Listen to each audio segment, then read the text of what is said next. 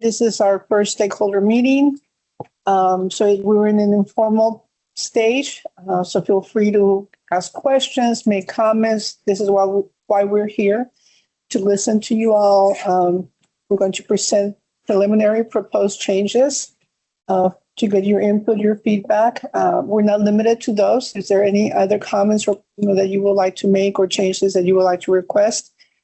We'll happily accept them here, but you also have a 2-week comment period after today's date to submit anything else in writing. So when you go back and you look at the construction general permit, you talk to others, you look at our proposed changes, and you might have more comments to provide to us. So thank you to those that are here present, as well as those that are here virtually. We have about 60 people virtually, and here I think it's about 14 of you. So thank you. We do have about an hour presentation because we do want to give it its due time to provide to you the changes, as well as our reasoning or explanation behind that change, so that you can understand where we're coming from, so that you don't think that we just willy-nilly picked it up from the air.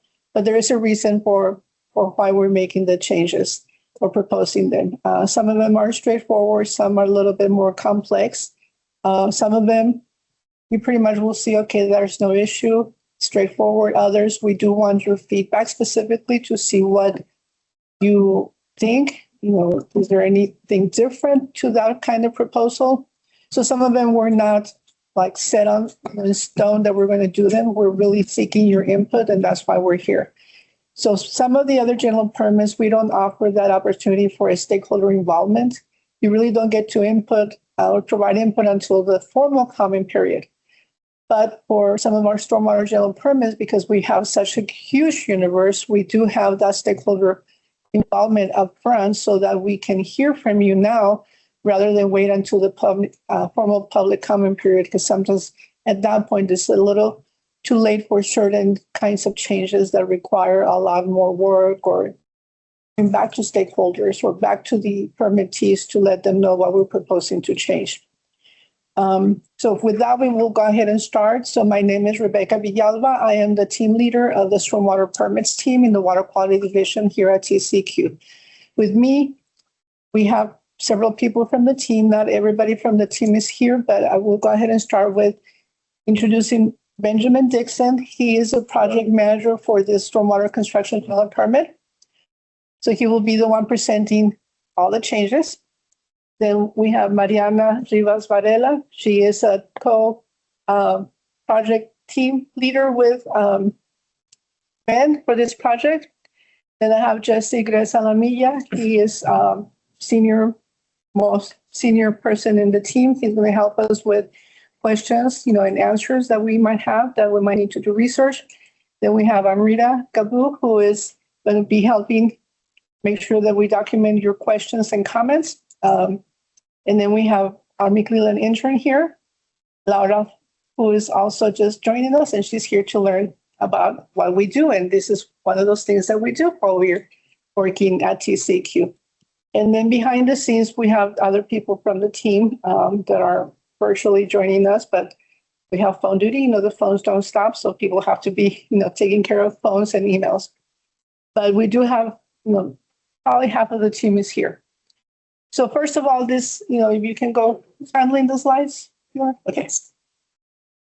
So this is quick rundown of what we're going to be doing. So right now it's the welcome and introductions, and we will be going over the goals and objectives of this meeting, give you a little bit of an update of the renewal timeline for the construction general permit. Then going over briefly over the requirements of the general permit, just to make sure everybody is has the same foundation of what this construction general permit regulates. Then we will go over the proposed changes that we have so far, preliminary proposed changes. Afterwards, then we will open it for questions or comments. We can receive your comments here. You don't have to wait 2 weeks to send them to us. So this is basically what we're going to go through today. Those of you that are here in person, the ladies' restrooms are like right outside this door.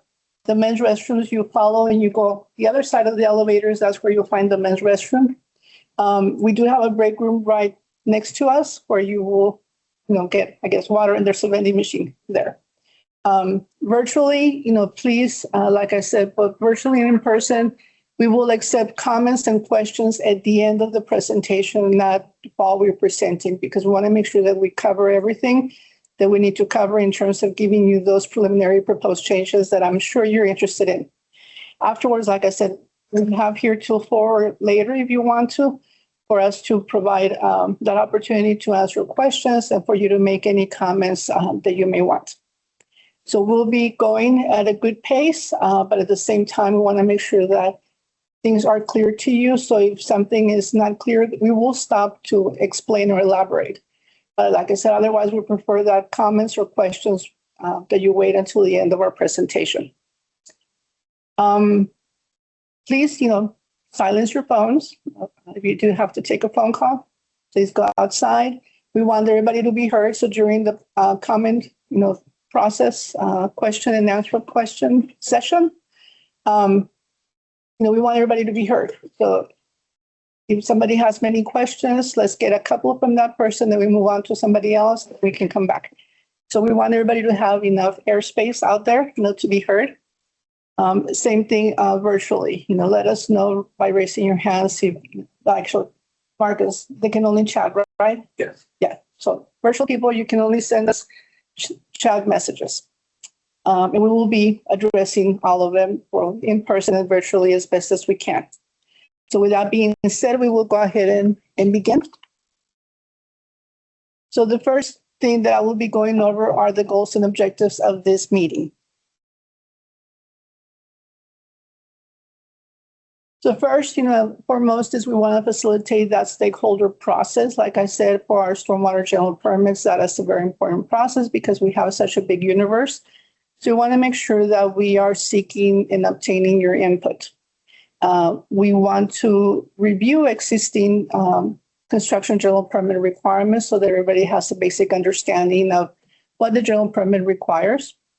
Also, we want to provide you with the list of preliminary changes that we are proposing, either based on, information that we have or feedback that we've already received from some entities.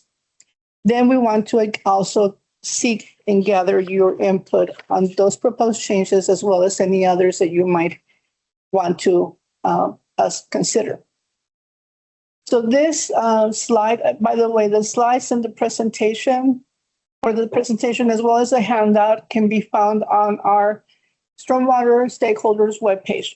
So you scan this, you will be able to go to that webpage, as well as that's the link, and you will find the handout that we provided. There's a copy back there. This handout is posted on our website. It was posted as of last night. The slides are also posted. So you feel free to distribute them, to send them to whoever you want to, and review them so they're available for you. So now we will go over quickly the timeline. So a general permit in the Water Quality Division pretty much takes between 18 months to 2 years to prepare. Before it expires, we start pretty much 2 years in advance. And there's a whole process for that. And so if you're familiar with the rulemaking process, it sort of follows similar steps. So I'll just go quickly over an overview about what we do with the general permit process. So first of all, here we are with the stakeholder piece of the puzzle, where we're gathering input so that we know what to do with the draft permit. How do we need to revise it? What do we need to change? What worked during that permit cycle? What did not work? But we can't just, in my team, do that. We need consensus and input from others, not just stakeholders and permittees, but also from internal work groups that we have in the agency. So after we gather the stakeholder input and we draft the permit, we begin what we call the concept stage. The concept stage of the renewal process is where we're, if you think about it, conceptualizing that permit. We're figuring out what that's going to look like.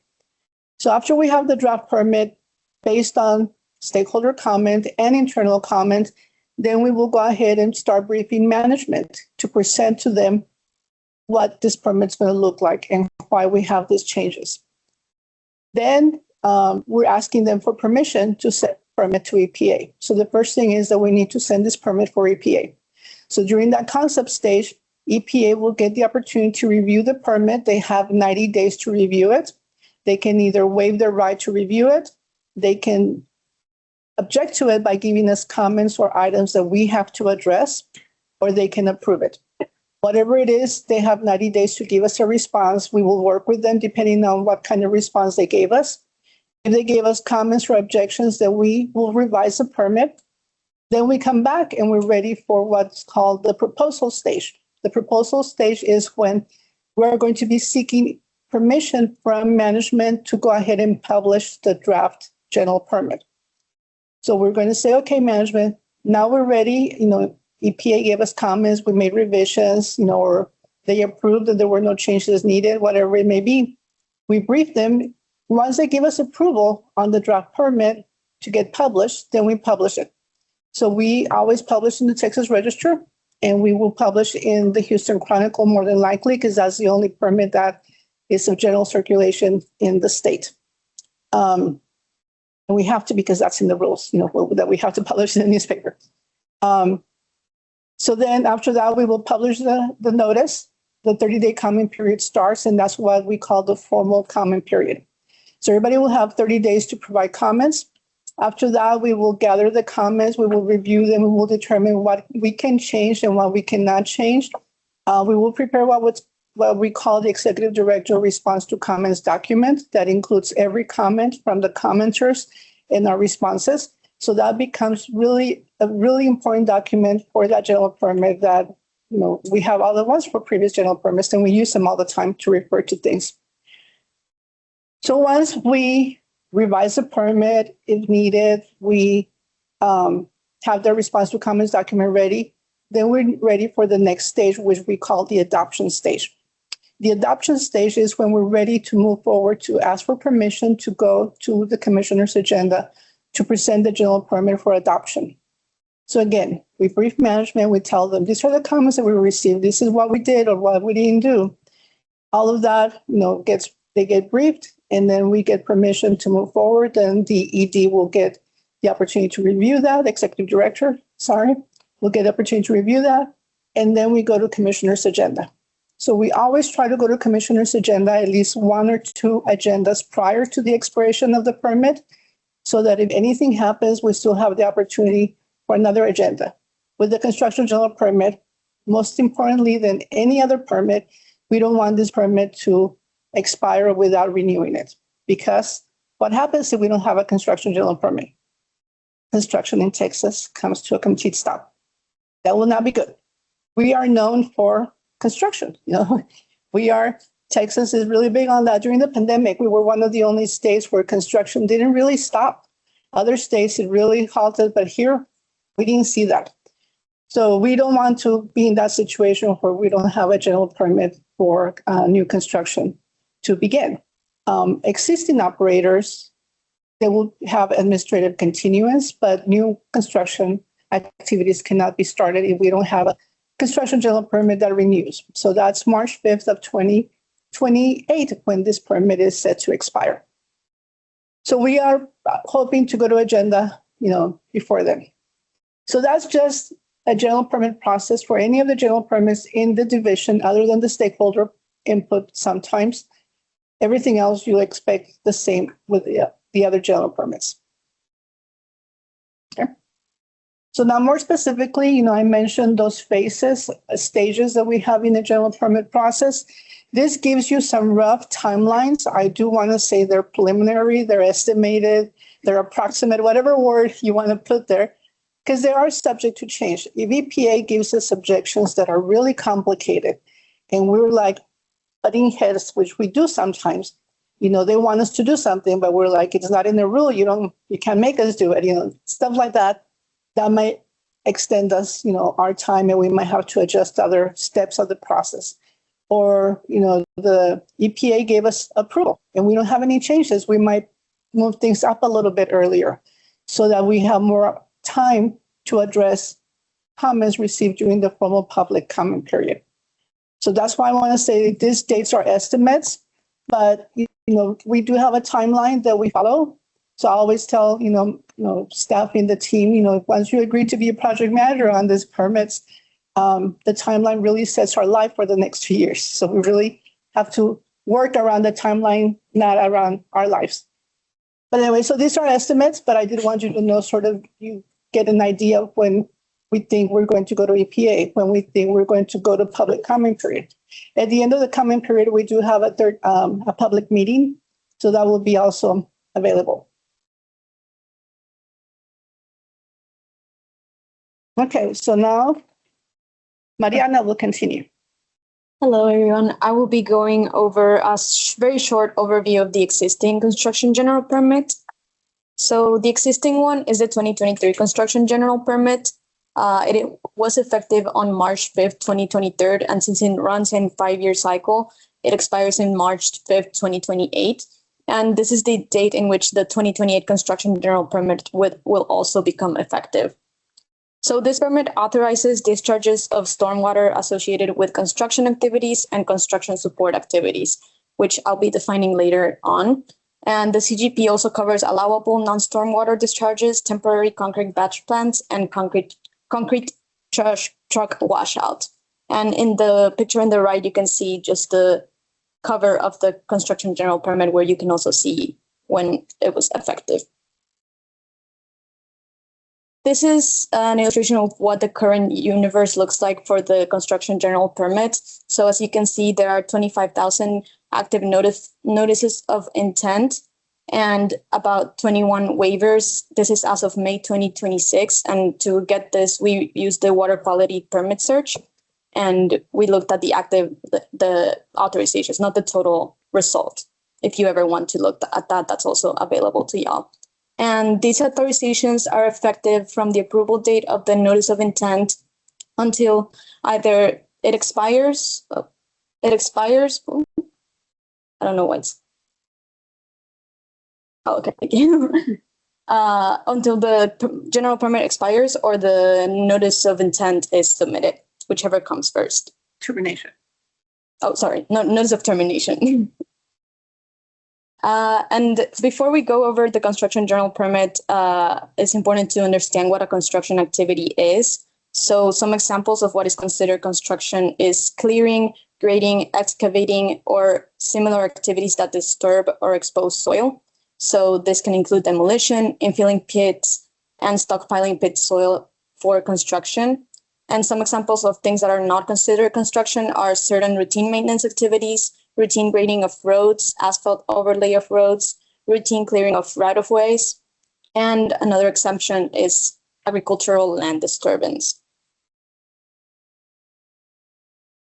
Now, the way that you can determine whether you need an authorization or not is by the land area of land disturbance. So if your construction is less than 1 acre and it is not part of a common plan of development, which is an activity that is completed in separate stages, separate phases, or in combination with other construction activities, then you would not require an authorization, but you do still need to meet water quality standards and make sure you're not polluting the waters of the state. And you would require authorization if you disturb more than 1 acre. So between 1 to 2 acres, 1 to 5 acres, it would be considered a small construction activity. So these authorizations these activities would be, you would need a notice. You would not need a notice of intent for this, and you would need to publish a public notice and submit it to your MS4. And for large construction activities, it would be if you disturb more than 5 acres. So for these activities, you do need a notice of intent. And you also need to publish the site notice, and you need to submit it to your MS4. And for both large and small construction activities, you need to develop a stormwater pollution prevention plan. Now, there's always some confusion on what the definition of a primary and secondary operator is. So here's just a graphic to clarify the differences. So the primary operator has on-site operational control over plans and specifications and the ability to make changes to these plans and specifications. And they also have day-to-day operational control of activities on site to ensure compliance with the stormwater pollution prevention program. And the secondary operator has no day-to-day operational control over construction activities on site. Their control is limited to employment of other operators or the ability to approve, disapprove changes to plans and specifications. Now, I mentioned briefly the requirements based on land disturbance for small and large construction sites, but here all of them together. So as you can see, one of the requirements is to develop and implement a stormwater pollution prevention plan. As I mentioned before, this is for both small and large constructions.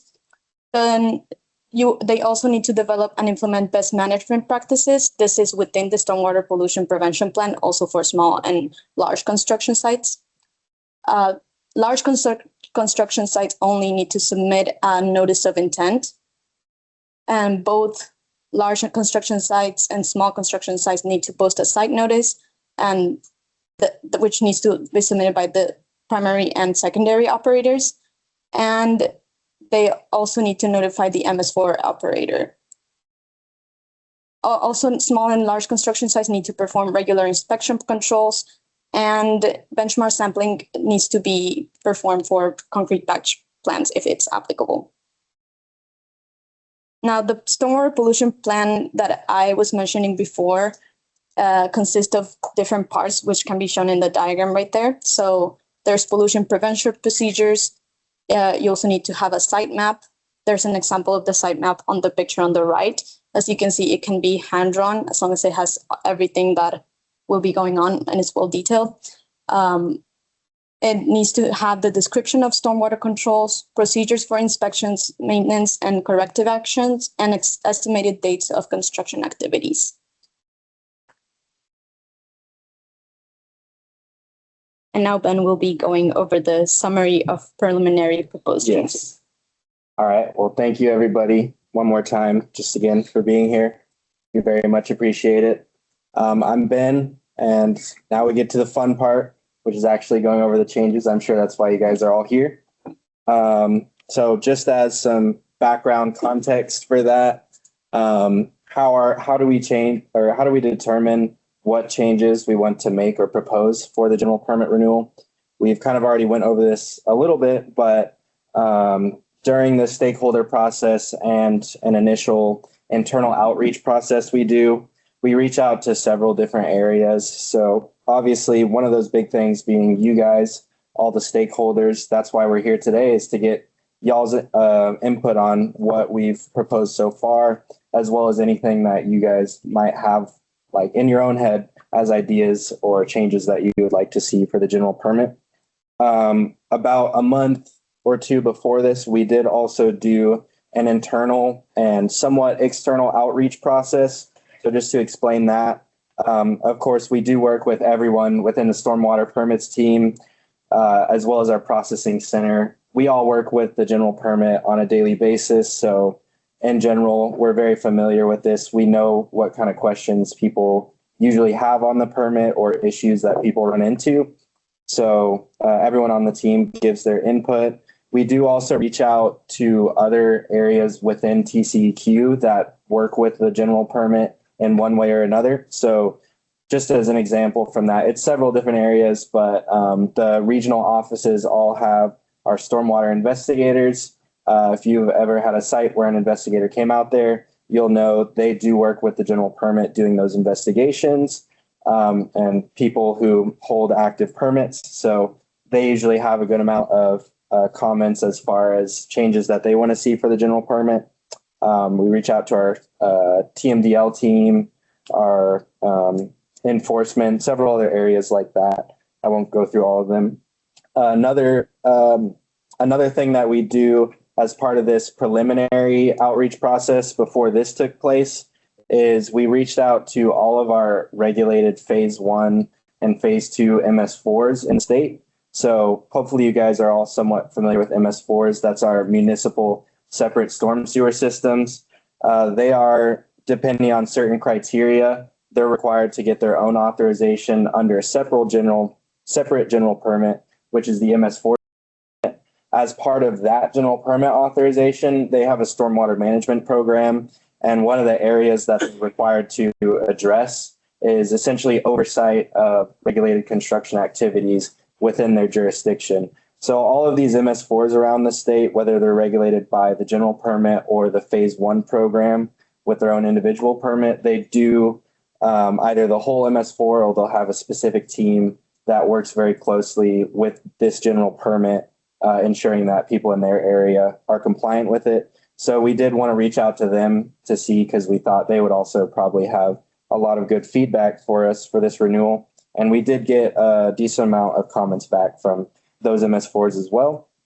Of course, as Rebecca was mentioning, initially, but also throughout this entire process, moving all the way to adoption, we do get input from our management. So that goes all the way up to leadership of our division, the water quality division, and at certain points, even further up to the Office of Water leadership. So they pretty much always know whatever is going on with the general permit, what kind of changes we're proposing, and obviously if they have issues or comments, they'll provide that to us.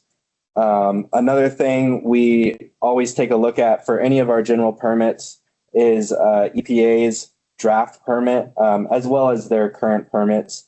So EPA does have currently existing 2022 CGP. Obviously, all of our general permits originally came from the federal permits before that regulatory authority was given to us. So they're about a year behind ours in the timeline. Their next general permit should be set to be the 2027 EPA CGP.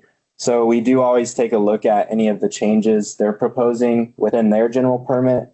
As an important note, we don't just automatically take every single change that they're making. As you guys may or may not be aware, our general permits are different in some areas. They don't always have the exact same requirements. When they are making changes, we do, of course, consider all of those for if we think it's something that would be useful or appropriate for our general permit. And there are some cases where they're making changes that are based on a federal rule. If they are rule-based changes, then chances are that is something that we'd be required to follow in their footsteps. But if it's not a rule, we're not absolutely required to do the same. And then, of course, like I was basically just saying, but on a state level as well, if there's any state or federal rules that have changed since the last general permit renewal, then if they're relevant to any requirements in our general permit, then we do usually have to make changes to be compliant with whatever mandates there are from those new rules. So getting into the actual changes, I'll just first off reiterate one more time, everyone in person should have a handout with all of these changes that I'm about to go over. The presentation will go over some of these in a little bit more detail, but for everyone, both in person and online, we have that Stormwater Stakeholders website that we referred y'all to in the presentation earlier. You can simply just look that up if you want to take a look at this presentation or the handout.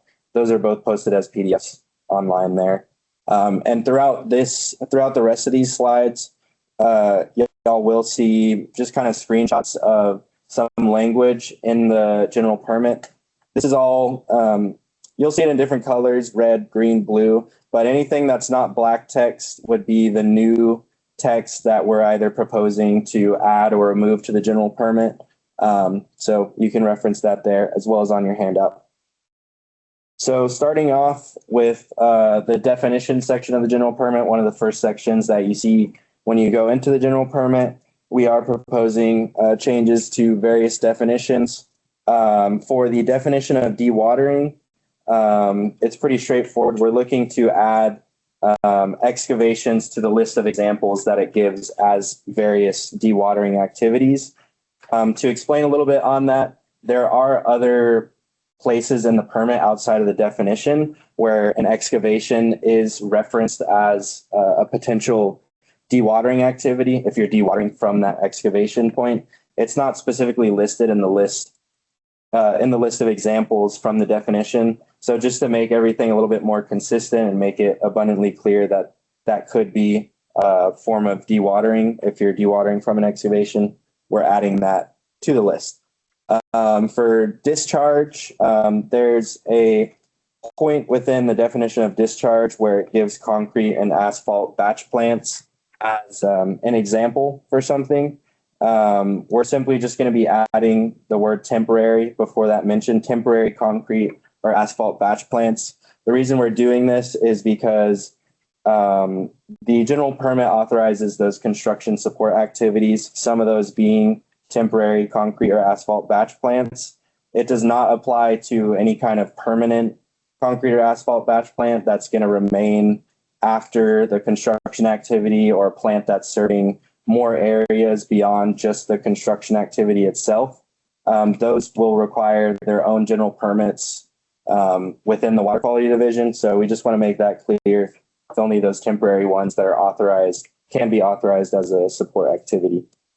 For this last definition at the bottom, drought-stricken area, that definition in the current version of the general permit does have a link that will take you to the website that you can kind of reference from the NOAA to figure out if your area is a drought-stricken area. The current link is just a little bit out of date, so when you use that link, it'll take you to a page that then redirects you to where it should be taking you. So we're just going to take out that old link and put in the new one that you won't have to worry about getting redirected. It'll just take you straight to where it should be taking you.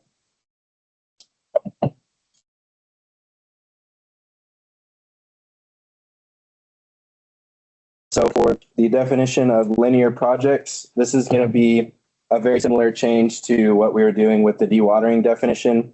There's a list of examples of what could be considered a linear project based on the definition.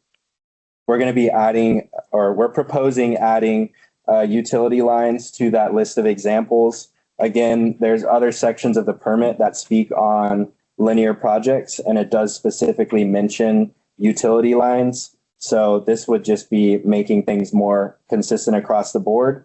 Another reason we felt like this would be a useful change is because we have been seeing in the last few years a higher amount of activities like your transmission lines. Those are very much so linear projects under the utility lines example. So we want to make sure that's mentioned in the definition. The next one would be stormwater associated with construction support activities. This definition currently is not in the permit, so we're proposing to add this. There is already a definition for stormwater associated with construction activities, just not associated with construction support activities. So that right there is one reason we want to add that, just to make sure there's consistency throughout the permit. There are specific references in certain sections of the permit to stormwater associated with construction support activities. So though it is a rather straightforward definition, we just want to make sure that it is available there if anyone ever needs to reference that. The next one is within the surface water in the state definition. This is the only section of the permit that gives reference to the Gulf of Mexico. So pretty straightforward. Based on directives we've been given, we will be proposing to update the name to Gulf of America. So for final stabilization, I'm sure this is a definition. If any of y'all have worked with the CGP, you're well aware of this definition. It's a very pivotal definition within the general permit. We are proposing a few different changes to this definition. So I'll go ahead and get started with this one. This first change we're proposing is related to Part A of the definition, where it's explaining the revegetation requirements. It does state in the parentheses that the revegetation has to be done in a way that's evenly distributed and without large bare areas. We feel that that wording without large bare areas kind of leaves room for some interpretation. It's not necessarily clear what exactly that means. So we're proposing to add to that, essentially explaining that without large bare areas means areas larger than 10 square feet in area. So it wouldn't be like a perfect circle. It could just be any kind of bare patch that is greater than 10 square feet in area. This metric right here, 10 square feet area, didn't come out of thin air. We are proposing this based on existing criteria from another construction general permit that is within EPA Region 6. So that's why we chose that metric specifically. The next change for final stabilization we're proposing is a requirement for the use of native or adapted plants or seeding as part of the revegetation requirements. So you can see there what that change might look like as language in the general permit.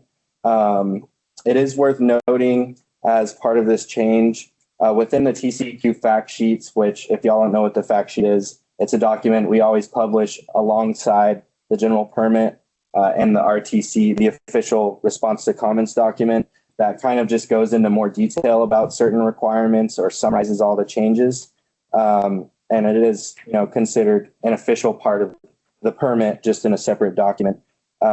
So within previous versions of the fact sheet, as well as the currently existing one that goes along with the 2023 CGP, it does already specify that for the revegetation for final stabilization, the vegetation selected must be appropriate for the area. So this kind of lends itself to this requirement that we want to add to the general permit, because if it's not a native or native adapted species, chances are it's probably not appropriate for the area. So the last change we're proposing to the final stabilization definition would be to remove section B of the final stabilization definition. So that section is related to essentially transferring ownership of a residential lot from the home builder to the homeowner. One of the reasons we want to propose this change is because currently the EPA CGP does not have this as an option in their general permit. In the very beginning of time, around their first version of the permit, 2002, since around their 2012 version, they did have similar language that kind of matched this section B, but in the 2012 renewal, they did completely remove this and kind of revise their final stabilization definition. So right now, they're a little bit different in that. Beyond that, we do feel like the wording in this section of the definition does leave room for some ambiguity, and it lacks exact clarity on what needs to be done to reach final stabilization by this definition. It is very important to note this doesn't mean that you can't give ownership of a site from a residential site from a home builder to a homeowner. That is still available, but it's going to be available through other language that has always been there in the general permit, which is that transfer of operational control that you'll find in Part 2, Section F of the general permit. So that is still very much possible, but you'll just be following a different section of the permit, which has always been there. And again, that kind of leads to the fact that this is a little bit redundant and just kind of leads to confusion because there's already an option to do this through that transfer of operational control. So that's all the changes we're proposing to the definitions. And we'll start with some other changes we're proposing to more of the body text of the general permit. So Part 2, Section C12 of the general permit. This is the section that goes over various limitations on permit coverage. Specifically, C12 in the existing general permit is going over the statement that facilities that are licensed for the storage of high-level radioactive waste are not authorized by the general permit. With the House Bill 4112 from the 89th legislative session, that was essentially added on to that facilities licensed for the disposal of high-level radioactive waste also cannot be authorized by some of our various general permits. So this was a change that had to be made as part of the 2026 multi-sector general permit that we have. So essentially the language that we're proposing here is just going to match that, just to make sure that we're compliant with the mandates within that House bill from the 89th legislative session. Next one is part 2, section E7B. That is on the notice of change information and requirements. So there is already an existing list of essentially 3 different things that it lists for information that can be submitted on a notice of change through that Steers website. We're just going to be adding, or we're proposing to add an additional bullet to this list, which is simply going to state that any allowable changes to the general characteristics section of the NOI can be submitted through the NOC. It is worth noting this list is going to remain non-exhaustive, so there are other things that might be submitted through a notice of change, but we felt like this would be a good way to at least give a little bit more clarity about what you might want to be submitting on those notices of change or be required to submit. The next section is part 2, section E8, as well as part 3, section F. That's over the signatory requirements, and part 3, section F is the actual contents of the SWIP section. So this change would be that we're proposing is to require that the stormwater pollution prevention plan must be certified according to 30 TAC 305.128. That is the section of the Texas Administrative Code that relates to signatories to reports. So this change, again, this would align the requirements with the EPA's CGP. In their currently existing CGP, it is required that the SWIP is certified according to their own, signatories to report section, as well as our own TCEQ multi-sector general permit. Some of you may be aware with that general permit, they're also required to prepare and implement a SWIP, stormwater pollution prevention plan. Within that general permit, it is specifically stated that the SWIP must be certified according to that signatories to report section. And another thing worth noting that kind of lends itself to this change is that within part 8, section F of the TCEQ CGP that currently exists, that's the section on standard permit conditions. It does state that all reports and other information requested by the executive director must be signed according to that section of the administrative code relating to signatories to reports. So with all that being said, we felt like it would just kind of make things more unified to require that SWIP to be certified, specifically in language on those 2 sections. So the next change is, again, we have a few proposed changes for this section, part 2, section F, which is over terminating coverage and the requirements surrounding terminating coverage. So currently, in order to terminate coverage, you must either remove all temporary controls or within the current general permit, it says that there's essentially an option for those temporary controls to be removed on a schedule defined in the SWIP. So we're proposing a change to remove this option of setting a schedule for removal of temporary controls, which would essentially mean that instead of that, you would just straight up have to remove all temporary controls or transfer operational control to another operator. Again, this is something that would align our permit a little bit more closely with EPA's construction general permit. They don't have this option. They never have had this option to remove temporary controls on a schedule defined in the SWIP. They've simply always stated since, I want to say their 2012 version, that temporary controls must be removed prior to termination. And some of our reasoning behind that is we do feel like that kind of leaves room for potential violations where there's not any specific metric for how long in the future that schedule can be set for.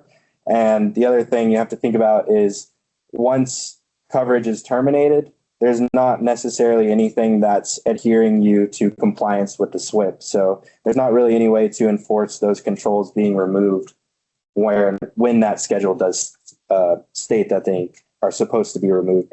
So that's that. The next change on terminating coverage, this isn't actually a change. This is more so of an invitation for y'all to brainstorm with us. This is something that we've wanted to address for a while. in past versions or past renewals, but we've not necessarily come up with an idea that was appropriate or would work. The general concept here is that, as you guys know, those large sites that are either part of a common plan above 5 acres or disturbed 5 acres on their own, they are all required to apply under that notice of intent application on steers. The general permit does state that once final stabilization is reached and the construction activity has ended, you are required to submit the notice of termination on steers as well to essentially let us know that you're terminating coverage. We have, that doesn't always happen, essentially. So at the end of, like Mariana was saying, at the end of a general permit term, any permit that's still left active, it will either automatically expire, or if it really is still an active site, the operator can submit a renewal notice of intent to keep that going into the next general permit term. But for the large majority of those, it's really that they should have submitted a notice of termination and that just never happened. So they were just left to automatically expire. That does create issues. It can even create compliance issues for the operators themselves, because it does clearly state in the general permit that you're supposed to submit that NOT. And so it can just create various issues. And we're basically looking for any ideas or input you guys have on making changes to this section, essentially to incentivize the submittal of that NOT. Overall, our goal here is just to increase the amount of NOTs that are submitted when they should be. So y'all can all think on that. If you have any ideas that you think might be useful for that, or just any kind of discourse you want to cover on that topic, we are very much welcome to that. So moving on from the terminating coverage section, we'll go ahead and get into some of the changes on part 3. Part 3, section A1, this is over shared SWIP development. So the SWIPs are available to be shared between multiple primary or secondary operators that are working around the same site or in a common plan, for example. And those SWIPs there is already a current requirement in the existing CGP for those SWIPs to have a shared certification page where every operator participating in that SWIP provides a certification. We would just be adding a sentence, we're proposing adding a sentence essentially to clarify that this requirement for signatures on that shared signature page is directly into relation of those shared responsibilities. So it is required that it's very clear who's responsible for what as far as compliance with the SWIP. This is what the signatures are there for. So we just want to make sure that's clear within the general permit text. In part 3, section F, this is that contents of the stormwater pollution prevention plan section. What we're proposing here is directly into relation to another part of the general permit, which is also in that part 2, section C section, which is over limitations on permit coverage. C11 specifically addresses limitations and requirements related to the Endangered Species Act. Currently in that section, it does directly state that discharges that would adversely affect a listed endangered or threatened species, aquatic or aquatic dependent species, or its critical habitat are not authorized by the general permit unless the requirements of the Endangered Species Act are satisfied. That's already there in that section of limitations on permit coverage. But what we're proposing as a change is to require an acknowledgement statement that's written within the Stormwater Pollution Prevention Plan that directly acknowledges that section of the permit and the limitations on that. Essentially, to bring more attention to that, to make sure that people really are considering this and considering that depending on where their activity is located, what kind of activities are happening, it may be something that is prohibited by that limitation on permit coverage. So it is also worth noting that in the EPA's CGP, they do have additional requirements related to this whole Endangered Species Act topic. So for authorizations under the EPA's CGP, they actually require an entire worksheet to be filled out as far as basically verifying that whole idea that you're not going to be adversely affecting an endangered threatened species or their habitat. And they do also require a direct certification in the NOI that worksheet was completed, and you determine that you're not limited by that section of the permit. So compared to what we're proposing to add, we're not proposing like that worksheet or a certification in the NOI. We simply want to require an acknowledgement statement in the SWIP about that. Part 4, Section A, this is the section that covers requirements around erosion and sediment controls. So for this section, we're proposing to add a requirement for the use of biodegradable materials for erosion and sedimentation controls where feasible. So just to give some background on that, you guys are all aware of EMPs that are used as erosion and sediment controls, things like silt fences, compost socks. Those controls do very commonly use plastics or other synthetic polymers, which at this point is well established that those can be detrimental to water quality and is, a concern in Texas about plastic pollution in the waterways. So we feel like this would be a good change to really make sure that this general permit is, in fact, only doing things that are going to improve the outcome for water quality around these construction sites. It is very important to note with this current proposed language we have, it does say where feasible. So, this is not going to be possible on every single site. If you do determine that it's feasible for a specific reason, that reason just needs to be documented within the SWIP for why it was determined to be infeasible. And with the current proposed language we have, that would satisfy the requirements. Within Part 4, Section D2, this is our section on pollution prevention measures. There is a current bullet in this section that does state that the permittee needs to have pollution prevention measures in place that minimize the exposure of various materials and chemicals to the to precipitation, minimizes the exposure to precipitation and stormwater coming on the site. 3 of those things listed are fertilizers, pesticides, and herbicides. With the current text that exists in the general permit, it's not fully clear whether this requirement applies to the storage of those 3 things on site, the application of those 3 things, or both. Within the EPA CGP, they have a similar pollution prevention measure that is required related to this. And they do have a little bit more specific text that directly clarifies this requirement applies to both the storage and application of fertilizers, pesticides, and herbicides. So we just wanted to, we're proposing to add a sentence to clarify that this requirement applies to both the storage and application. When it comes to the application of fertilizers, pesticides, herbicides, there are existing best practices out there that kind of ensure that you're not over applying these chemicals when you don't need to be, or applying them in a manner or a time that will directly expose them to a rain event, because that can easily lead to excess runoff of these chemicals into the waterways wherever your site is discharging to.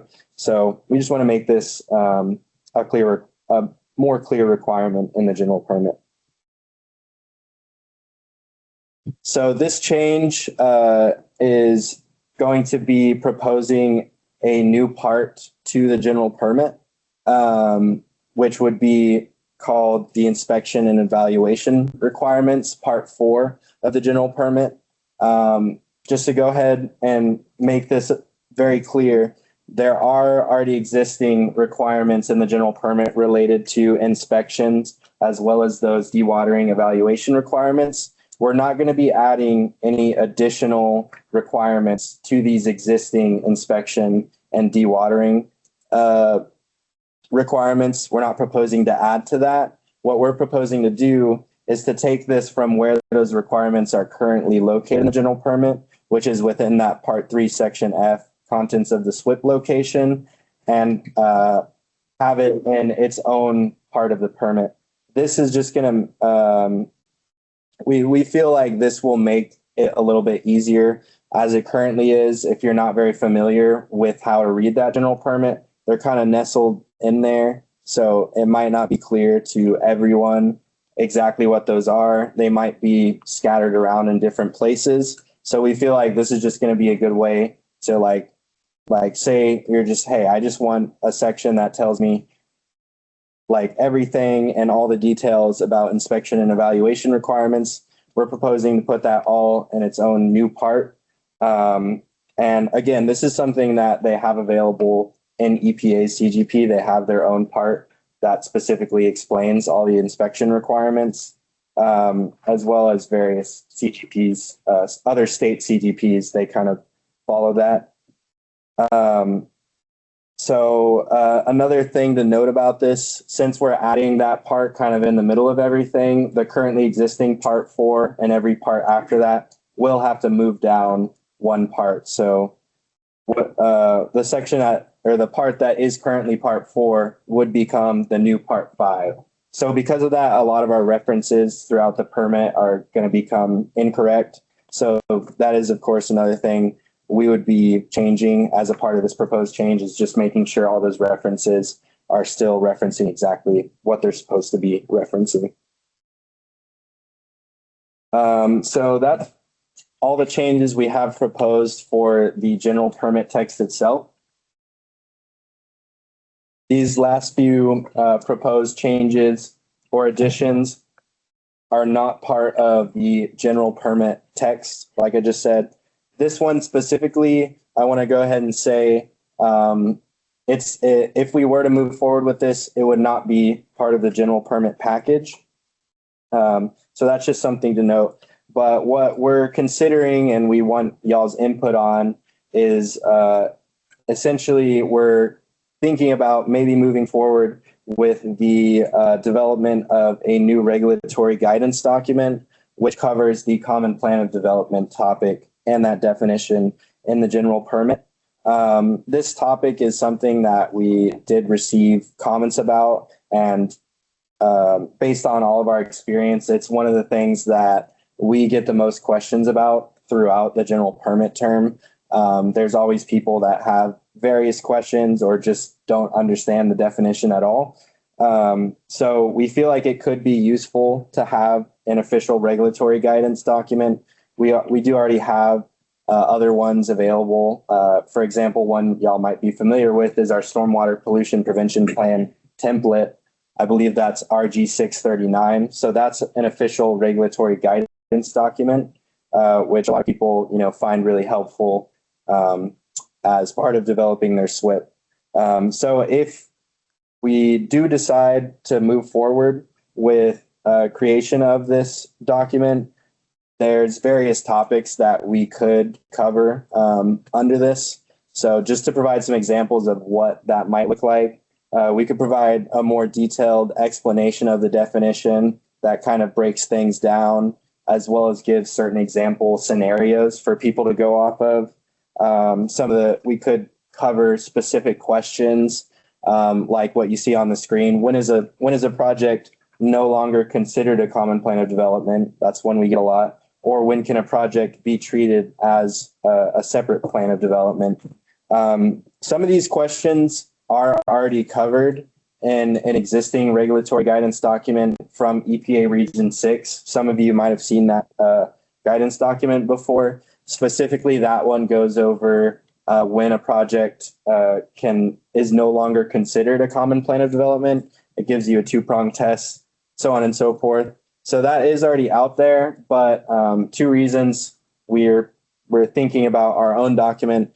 That's a pretty old guidance document. It's over a decade old, so not everything in there is exactly up to date with current requirements, as well as the fact that it does come from EPA Region 6 and not TCEQ itself. So those are some reasons that we're thinking about our own. So if you guys have suggestions for that, if you're in support of that, or you have your own ideas for what you think could be good to be covered in that document, that's again something we're very much welcome to receiving comments on. But again, just to reiterate what I said in the beginning, if we did decide to move forward with this document, it wouldn't be part of that official general permit renewal package.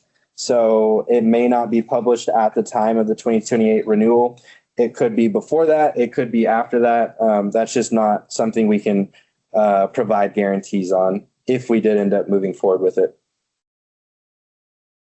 So the last one, this would be part of the general permit package. These are changes we're proposing to the construction site notice forms.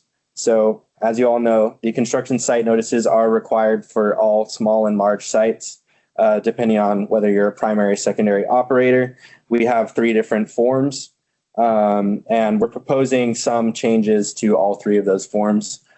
Just to go ahead and cover, you'll see in this picture here, this is not any proposed language.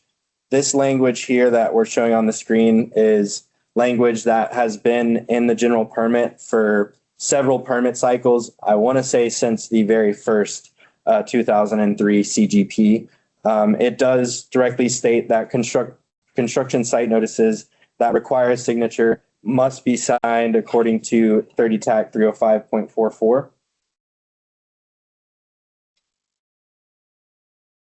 So I'll just go ahead and go through the changes we're proposing to each of those 3 forms separately, starting with that large construction site notice for primary operators.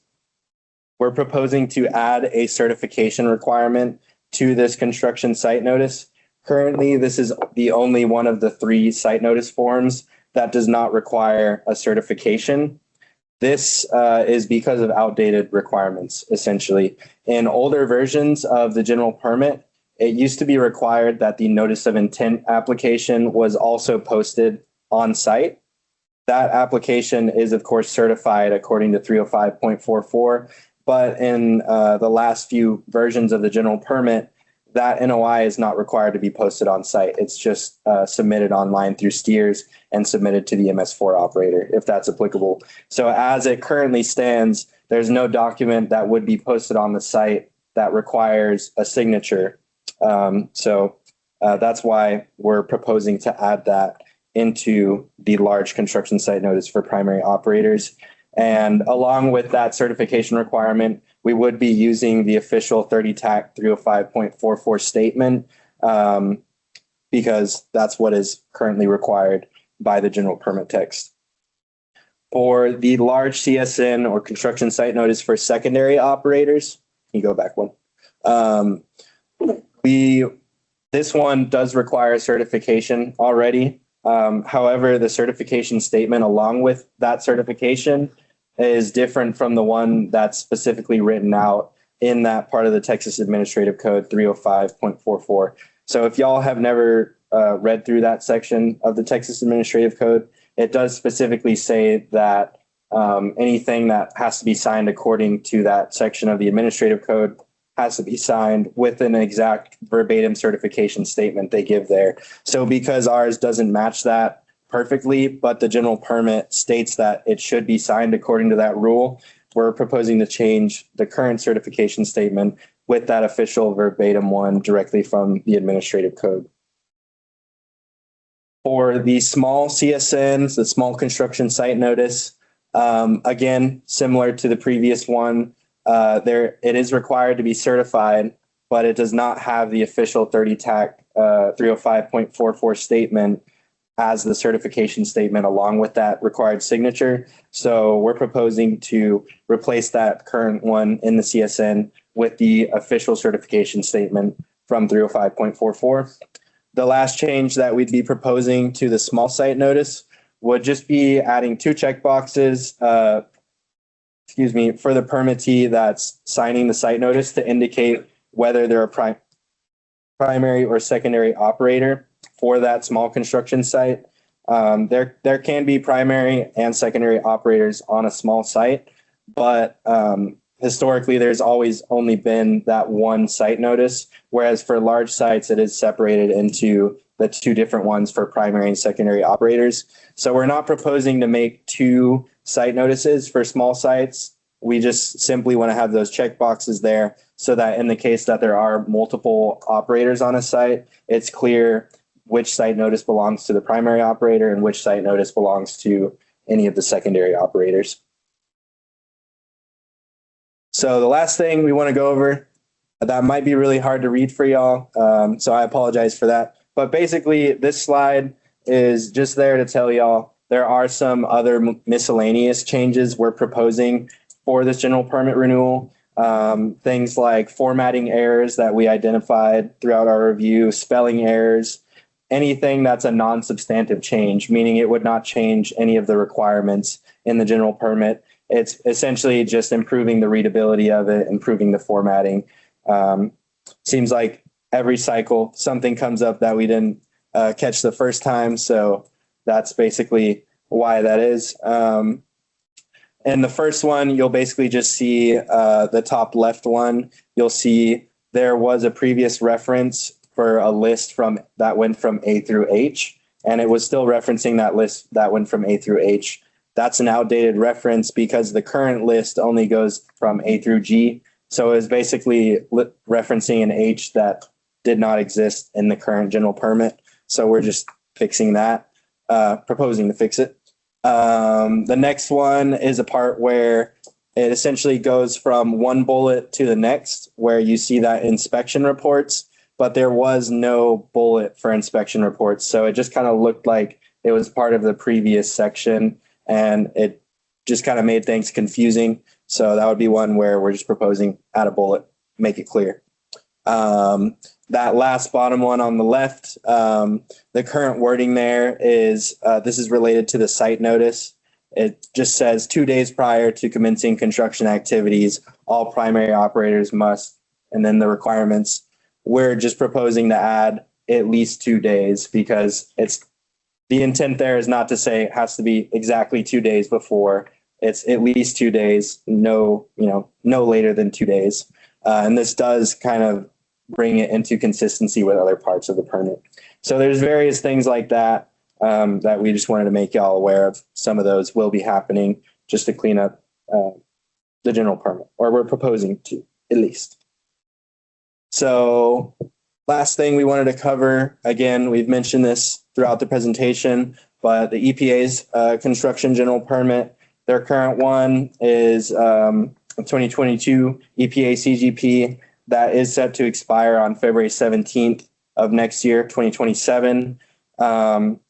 Their draft 2027 CGP should be made available later this year. So whenever that is available for us to review, we will review it as a standard for all of our general permits and do that evaluation process that I was talking about. If there are any new rule-based requirements in their general permit, we'll probably be implementing those in our general permit. If they're not rule-based, we're definitely going to give them a good, long, hard think to see if that's something that we want to add to our general permit, but it's not something that would necessarily be required of us.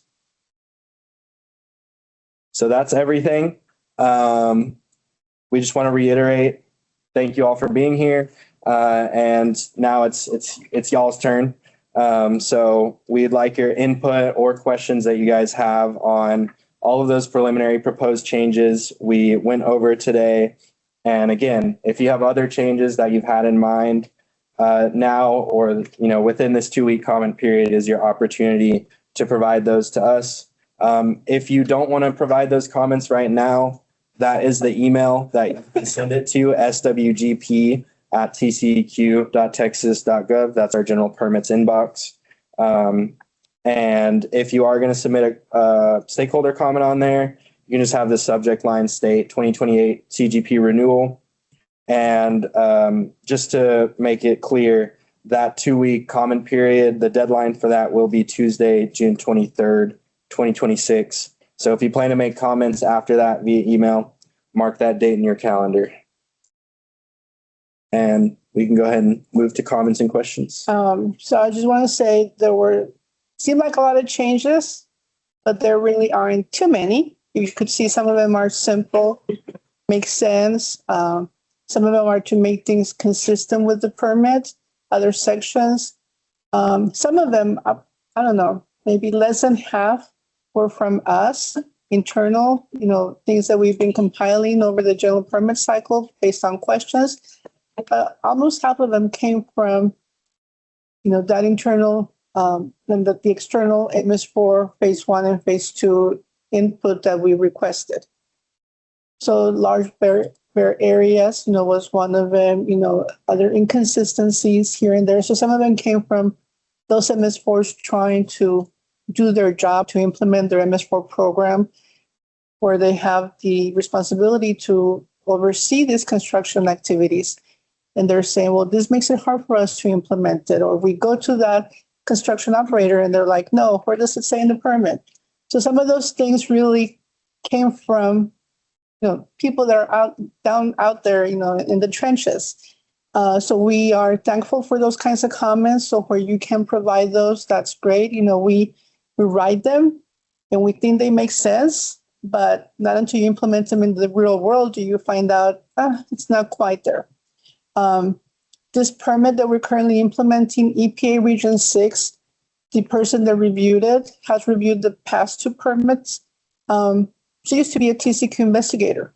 So the first construction general permit that she reviewed for us, she was harsh, but not, a certain way. This last permit cycle, I was like, wow, where are you coming from? Because you had already made a lot of comments the previous permit.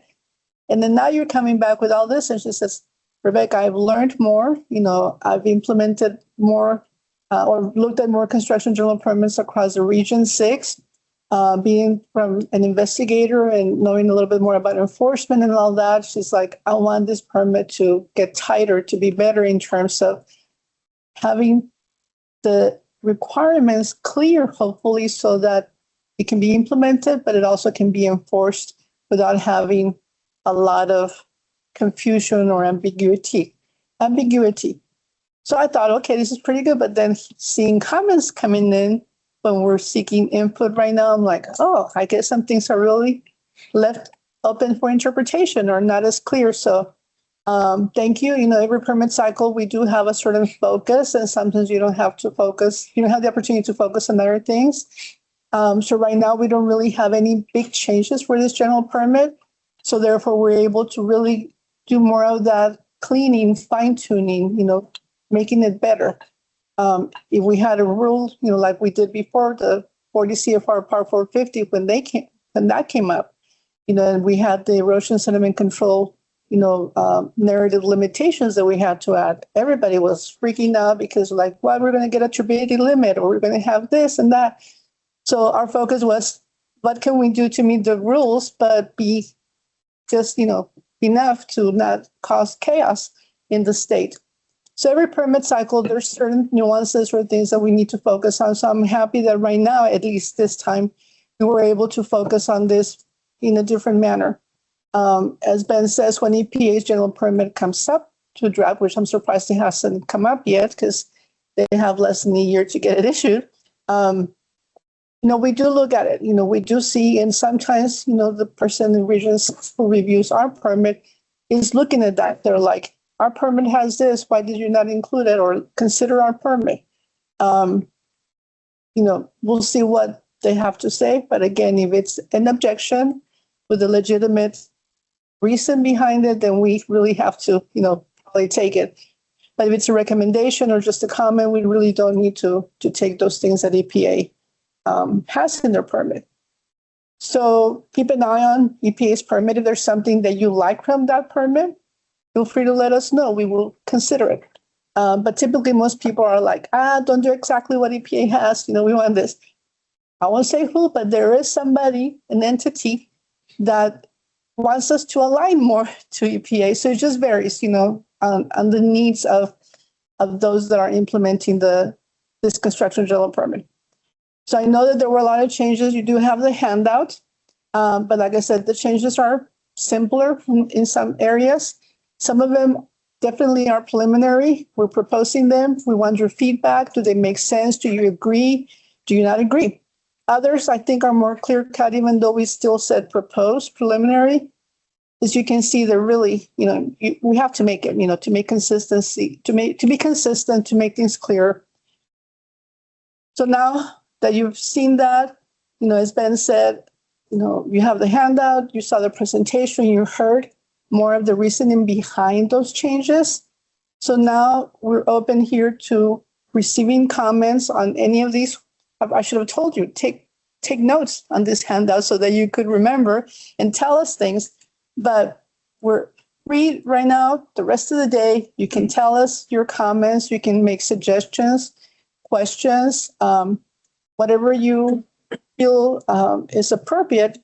This, of course, centered around the construction general permit. We're not going to talk about multi-sector or MS4, just the construction general permit. But if you're shy or you're going to digest, I digest things. Maybe you want to go back, talk to your other coworkers, whoever else, if you have a client or something like that, maybe you want to say, okay, I'm going to go back and then I'll process this and send you an email. Again, we're happy to hear your comments, or you make comments now and later on you want to add more or revise it, that's fine. We won't hold you against it. So again, virtual people, in person. We'll go first with in person here. We'll open up to comments.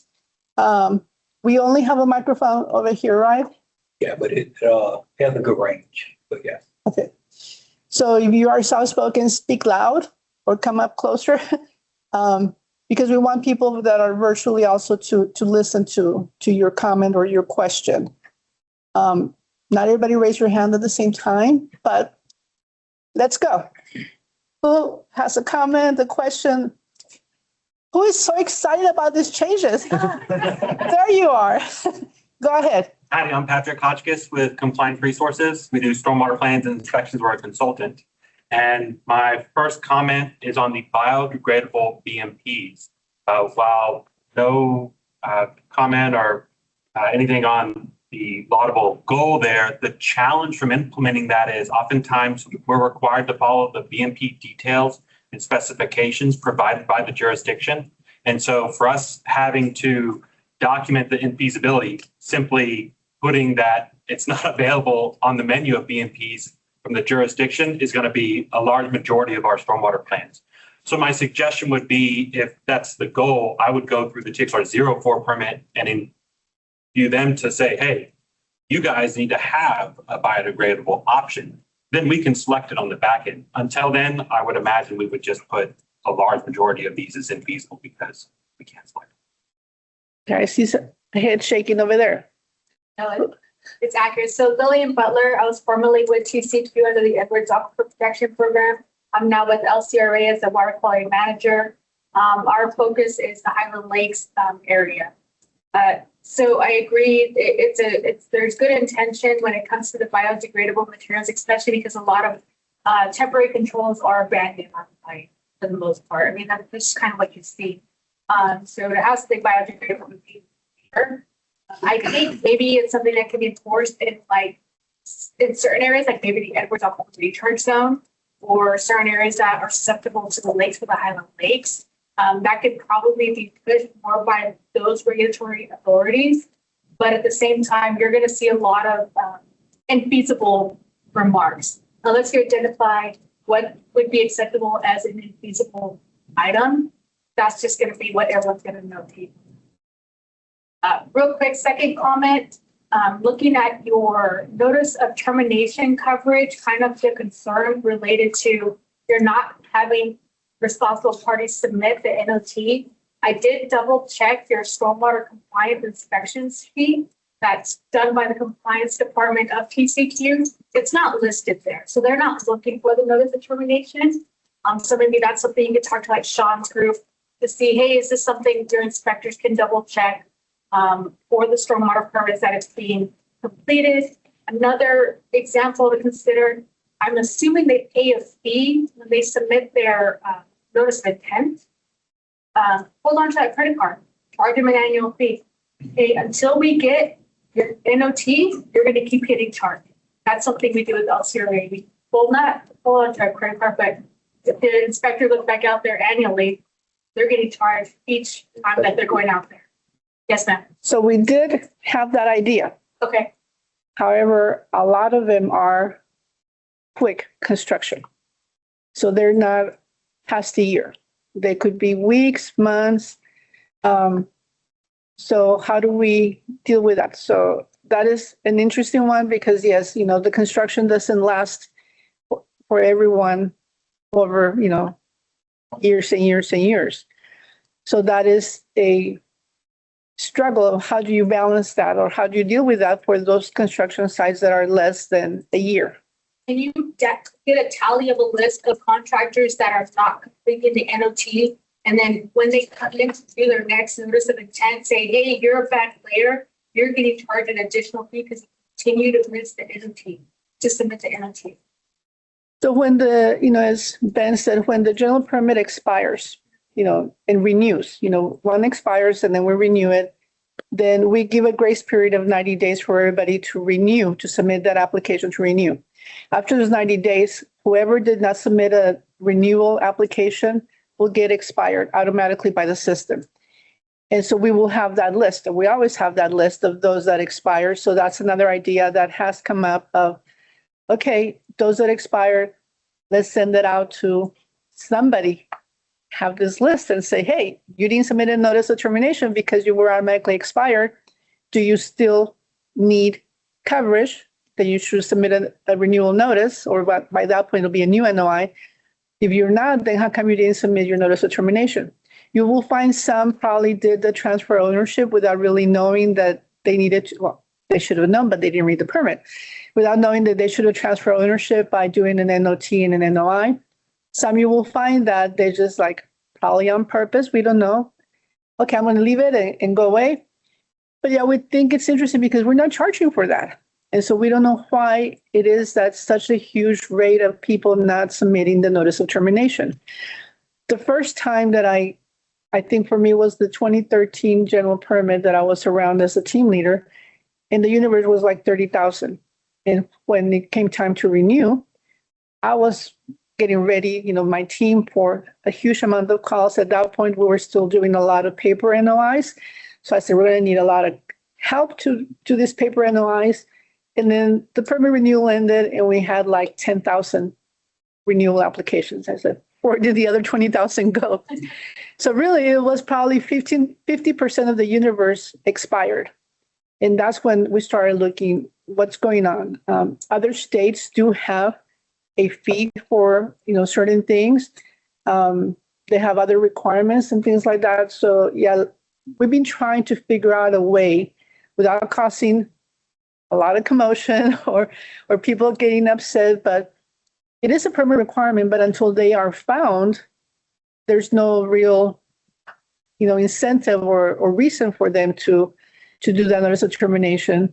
And by the time you go there, they're gone, you know, and it's hard to find them. Especially, you know, some of those modular construction sites that are not by a big construction operator, you know, developers. So it's really, you know, it varies. So that is, those are good ideas, but yeah, keep them coming, you know. Have your hand raised? Negative.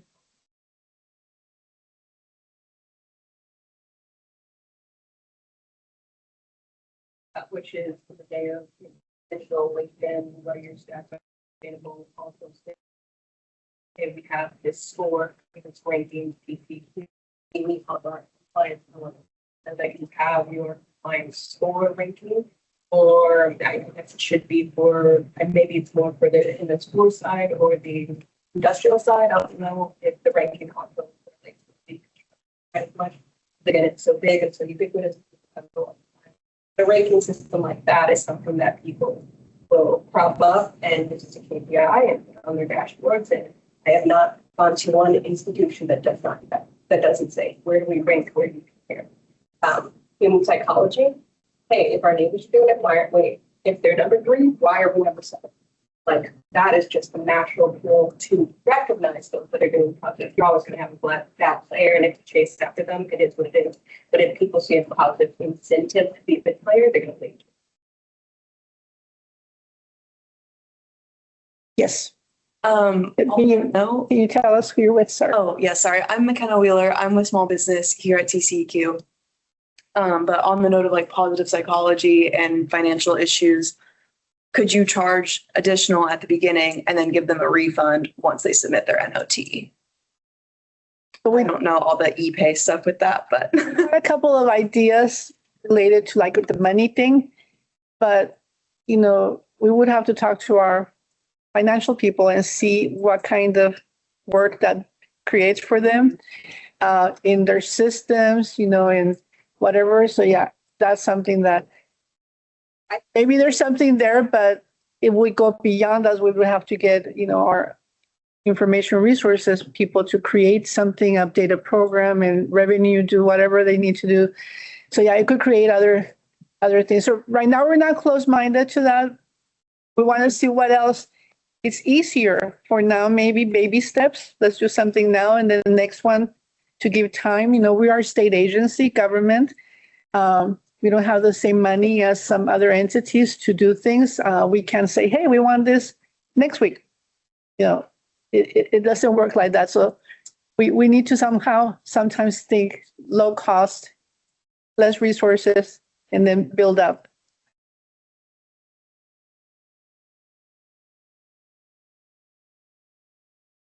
After they abandoned it, and it was supposed to be refunded. They didn't come back for the refund. That was part of my job, was hunting people down, like, would you like $30,000? And they were like, oh, that's great, thanks. We set for our end of the year, but like, they don't care. And this is one of the fastest growing cities in the North Texas area. And people weren't coming back for their money. And we had to institute a system within our workflow that now please sign this document before you get your CO so we can also refund you your money. I don't want to keep having to hunt you down. Because they can't hear online. They haven't been able to hear her online. Can you repeat what she said? Yeah, they're saying, yeah. Well, I was reading the chat. I'm sorry. you're supposed to attention. Okay, can you repeat louder? Yeah, what did you say? Yeah, because Sorry, Yeah. our online audience has just had a little bit of a hard time picking up voices all the way in the back. But thank you so Sorry. much. I want them to hear from you guys. No, where's the mic? It's over We here. have a little pod in the center. You can piece up and it'll catch you. Fancy. No, I was saying I worked for a municipality in the North Texas area. It's one of the fastest growing areas. We have construction, just ubiquitously. We actually took in a fee every single year for every single project that came through. We said, hey, we're going to take 5,000, whatever, a percentage of whatever it would cost just in case they abandon it. That way we wouldn't have to incur the cost of any kind of remediation or finishing their project or final stabilization. We've almost had, we've had a handful of times in which we needed to use that or had to threaten that. But for the most part, people did what they needed to do, but they would not come back for the money. So it became a logistical nightmare where part of my job was reviewing their stuff, getting them through the stormwater items, and then at the very end having to say, hey, would you like $30,000 that you gave us back to you? Take your money. We actually had to integrate that into our new system where we said, before you can get your CO, you now actually have to sign this document, tell us where that money is going before we will even let you leave. That way we can start refunding that money, because it was just sitting in a non-escrow account, just sitting there for about 15 years worth of just fees that we would love to get back to people. So if you are one of those entities in the North Texas, please just double check. Is that one of those that says there's money available out there? Sometimes get those emails, money available. I don't know what that system is, but Yeah, I had a question related to the SWIFT. announce who you're with. Yeah, page 3 file. Y'all had the requirement for signing SWIFTs related to the signatories, so same level as NOI, NOT, et cetera. Does that mean it has to be that signatory level person? Because a lot of times the SWIFT is prepared by a third party. So could y'all give examples of who you're referring to should sign this with? Yeah, so the SWIP would be required to be signed according to 305.128, which is separate. And that's the one that relates to signatories to reports. 305.44 is the one that specifically relates to signatories to applications. So it would not necessarily have to be someone that meets the requirements of 305.44, which are those people who are required to sign the NOIs, NOCs, and OTs. It essentially can be delegated to I believe the wording is responsible officer, but that delegation is available in that section of the Texas Administrative Code. And essentially you just have to have like a delegation of signatories form to make sure they're properly delegated to be able to sign the SWIP. But it would be the same as like your inspection reports. Those are another thing that have to be signed according to 305.128. So a lot of permittees will commonly delegate someone to be that signatory to the report. So, and you're saying the delegation is to somebody from the primary and the secondary operator or the shared SWIP entities? Whoever submitted the NOI for the, Whoever the signatory is for whichever specific operator, they can delegate signatory authority down to someone within their organization that meets 305.128, and then they could sign the SWIP in the same way that they're able to sign the inspection reports. Shared SWIP, both the primary and the secondary. Yeah. Mhm. You still require a signature for whoever designed the SWIP? Would that be a good? The SWIP designer could, It's not a requirement. yeah. I mean, unless they're considered a secondary operator, like they meet the definition of a secondary operator, that would be more or less like a shared SWIP. But the designers of SWIPs don't necessarily always meet the requirement of a secondary operator, so they're not officially part of the SWIP. Ultimately, the primary, as it's defined, is the person who's responsible of compliance with the SWIP at those day-to-day operations. So typically, they're going to be the ones that are required to have a certification in there, according to 305.128, based on that proposed change. okay, so let's do a couple of online questions. Who's Marcus? Or So the first one is there a definition for native adapted? If not, will this be more specifically defined? There's nothing in the general permit already that defines native adapted, since this isn't language that currently exists in there. Like I said, the fact sheet does currently state that vegetation needs to be appropriate for the area. I don't believe that's defined, any more in detail in the fact sheet either. There's certainly criteria and definitions out there available to show whether or not vegetation is considered, of course, either native or something that's adapted to the area. So yeah, I do think that's probably something we would want to look into defining more specifically in the general permit if we did move forward with that change. There's a follow-up on removing the homeowner transfer notice. Please confirm, to comply with the transfer of operational control, the homeowner will be required to submit a NOI and develop a SWP3. Yes, so we can confirm it would be the case that, as with any other transfer of operational control from one operator to another, that homeowner would need to, if it's a large site, they would need to submit their own NOI.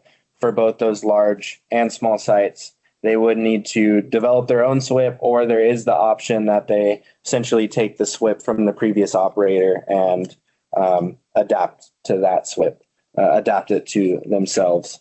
So I don't know if you want to talk about the notice to homeowner form, but. so yeah, so one of the things that we looked at initially like, hey, we keep B as it is before that, homeowners, what we were proposing to remove, we keep it and we add the home builders notice. So there's a notice that is provided to home builders.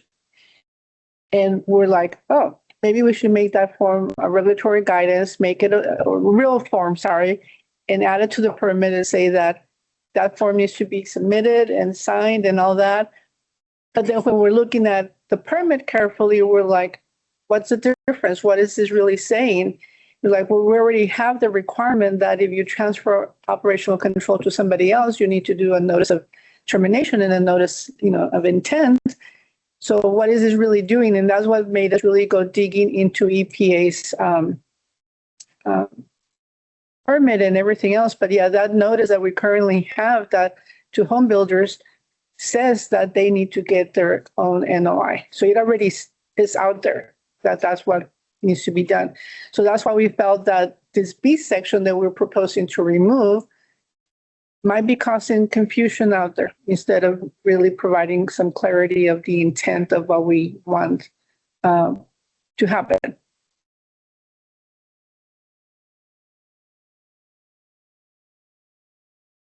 For the change to the definition of discharge, what timeline qualifies as temporary according to TCEQ? Also, will TCEQ require regulated entities to submit a timeline for construction activity, regular status updates, and or other documentation? Well, I can say as far as the timeline for temporary, that's talking about the proposed change to the definition of discharge where we're just adding temporary to those concrete and asphalt batch plants. That's going to comply with all the language, or the timeline there is essentially defined in the section where it goes over construction support activities. So I do believe there's a specific time frame in there, but essentially it's for the duration of the construction activity. There's other criteria that would qualify that as a temporary concrete batch plant that can be authorized as a construction support activity under an already existing CGP authorization. For example, there's even other things like if it's located, I want to say more than 1 mile from the site of the construction activity, that does not qualify as a construction support activity. So that's really the best place to reference to see if your concrete batch plant qualifies as a construction support activity. And if it's serving any activity outside of that one construction activity, that's another thing that, it can't be considered a construction support activity, so it can't be authorized under the CGP. The next question, will TCEQ require regulated entities to submit a timeline for construction activities, regular status updates, and other documentation? For those that submit an NOI, they are required to put the estimated start and end dates of their construction activities. I believe that's something that also needs to be documented within the SWIP. As far as regular status updates, I mean, you could kind of consider notice of changes to be a status update, and the SWIP is, by the general permit language, supposed to be updated when any site conditions or BMPs are changing. As those inspection reports are being conducted, those need to be included in the SWIP. So that SWIP is really your proof that you are, keeping up to date and giving status updates on how that construction activity goes. And that's usually something that's going to be evaluated by a TCEQ or an MS4 investigator that's going out to the site. I was going to ask, can y'all identify who's asking questions online? Yeah, we should have done that. Sorry. Thank you. Do you want us to quickly go through those people? Yeah, if you don't mind.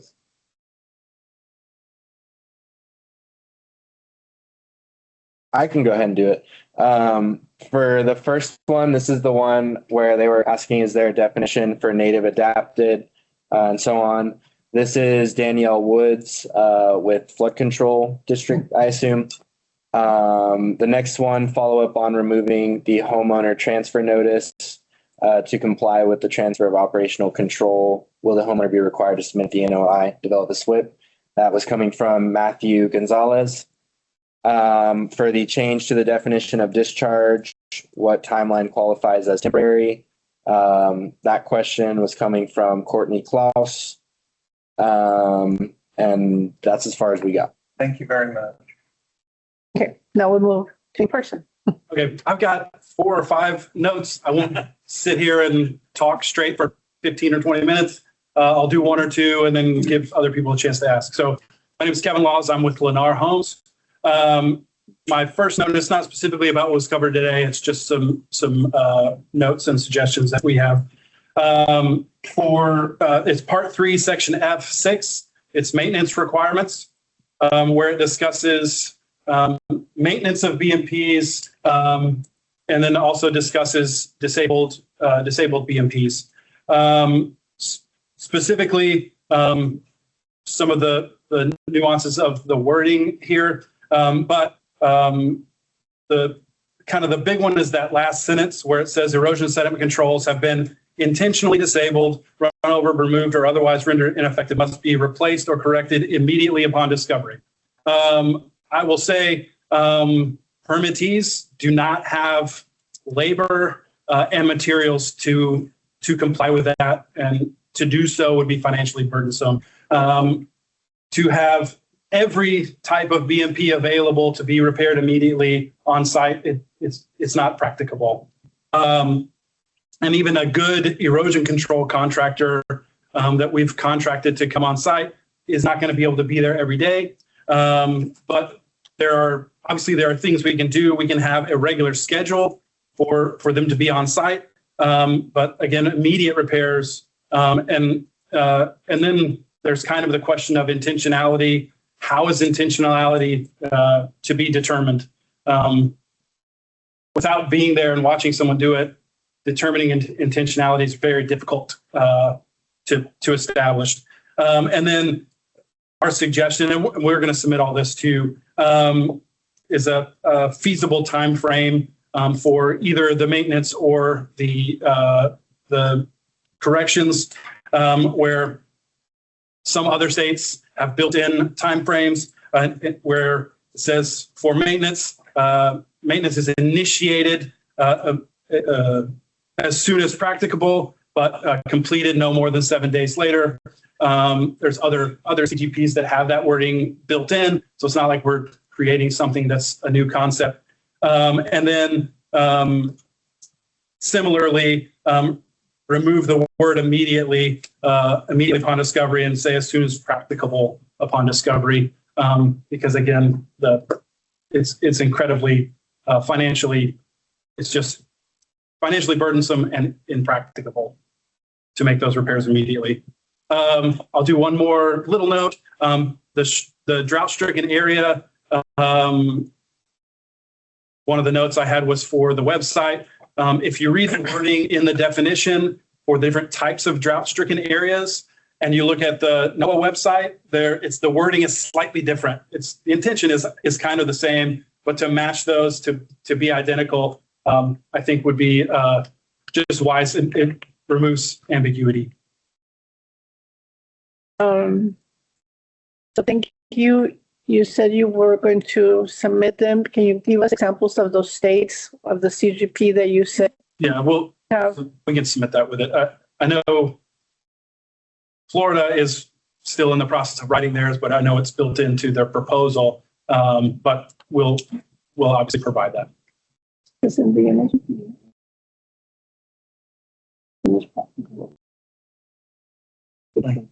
Go ahead. Patrick Koch, again with CRI. I can echo all of your observations about this intentional disablement.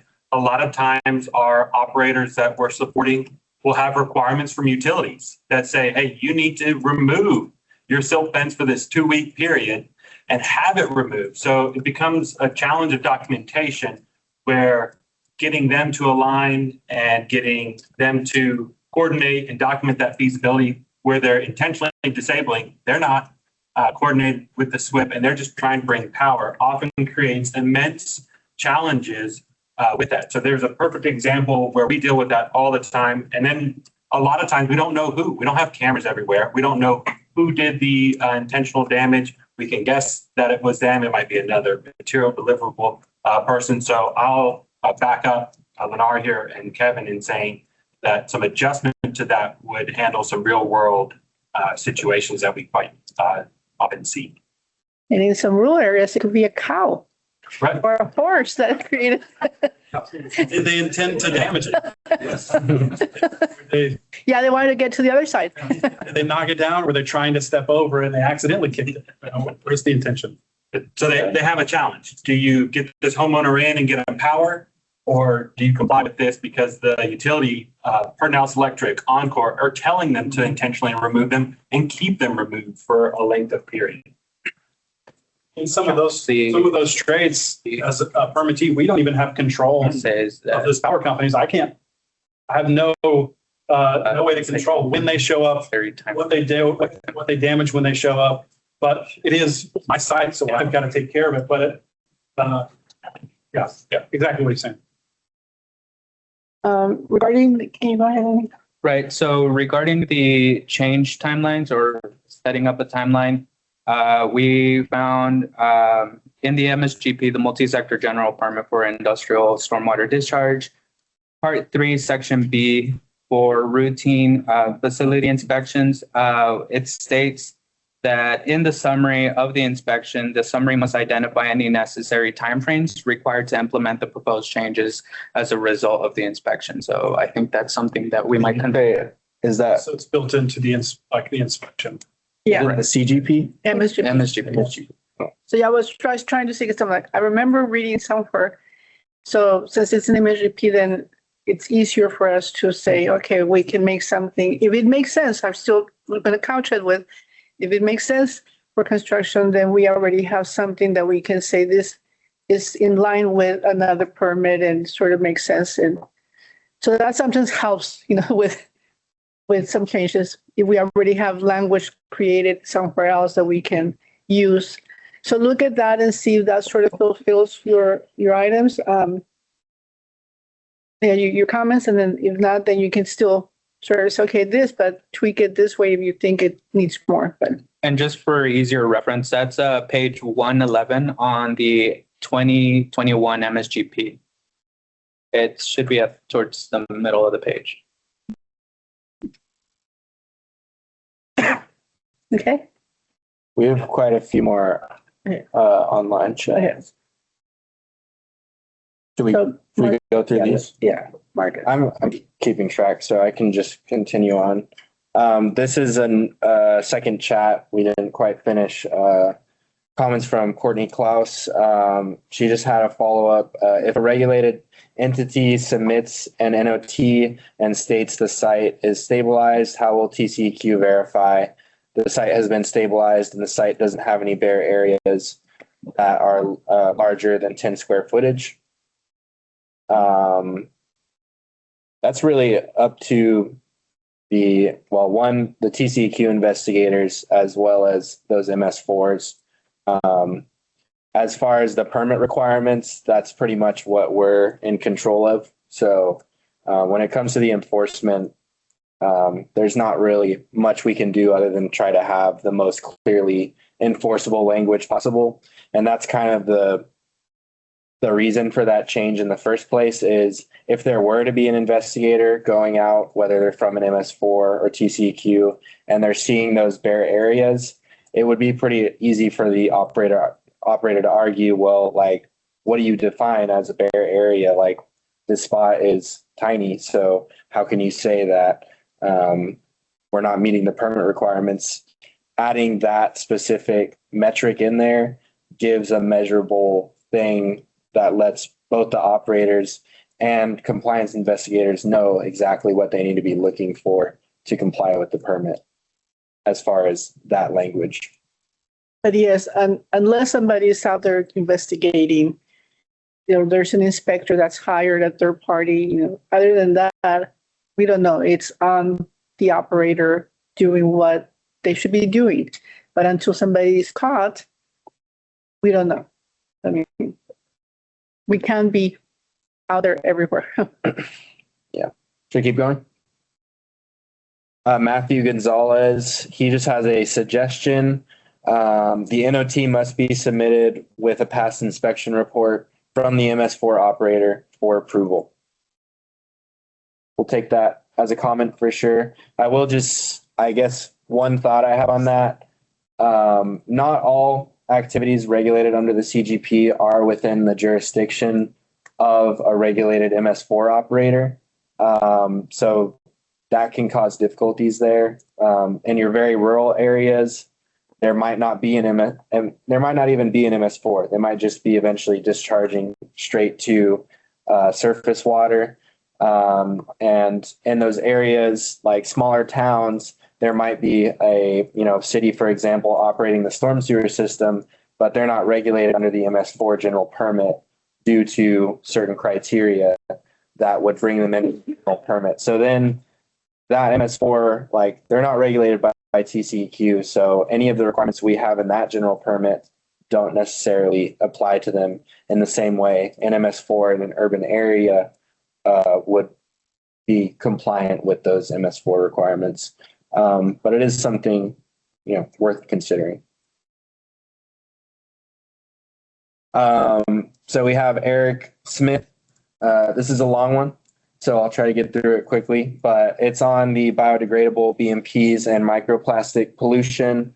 TCEQ should consider incorporating additional language into the 2028 CGP regarding the use of biodegradable erosion and sediment control BMPs. While the CGP appropriately focuses on preventing sediment discharges, the permit currently does not address the potential environmental impacts associated with synthetic plastic-based BMP materials that are widely used throughout the construction industry. Many erosion and sediment control products, including silt fence wattles, turf reinforcement mats, erosion control blankets, other geotextile materials, are manufactured from synthetic polymers that can degrade over time and contribute microplastics to the environment. As these materials weather, deteriorate, or are damaged, plastic particles may be transported through stormwater runoff into receiving waters. He then goes on to cite research done by other state transportation agencies, such as Minnesota Department of Transportation, on some of these concerns he's talked about. And he's saying that TCEQ should evaluate whether future permit requirements or guidance documents should encourage the use of biodegradable or natural fiber materials. At a minimum, the agency should begin assessing the potential trade-offs between sediment pollution and microplastic pollution to ensure that stormwater management practices do not unintentionally create a different long-term water quality concern. We'll definitely take that whole comment into account. We appreciate it very much. Not trying to make you feel like we're not acknowledging it, since I kind of skipped through the last part, but just for time's sake. Thank you very much. So I have a question for him. Okay. So are you saying you like it and you want us to pursue it, or is he saying, do more research before you pursue it? I was trying to gauge that. So if you can put that in the chat, please. I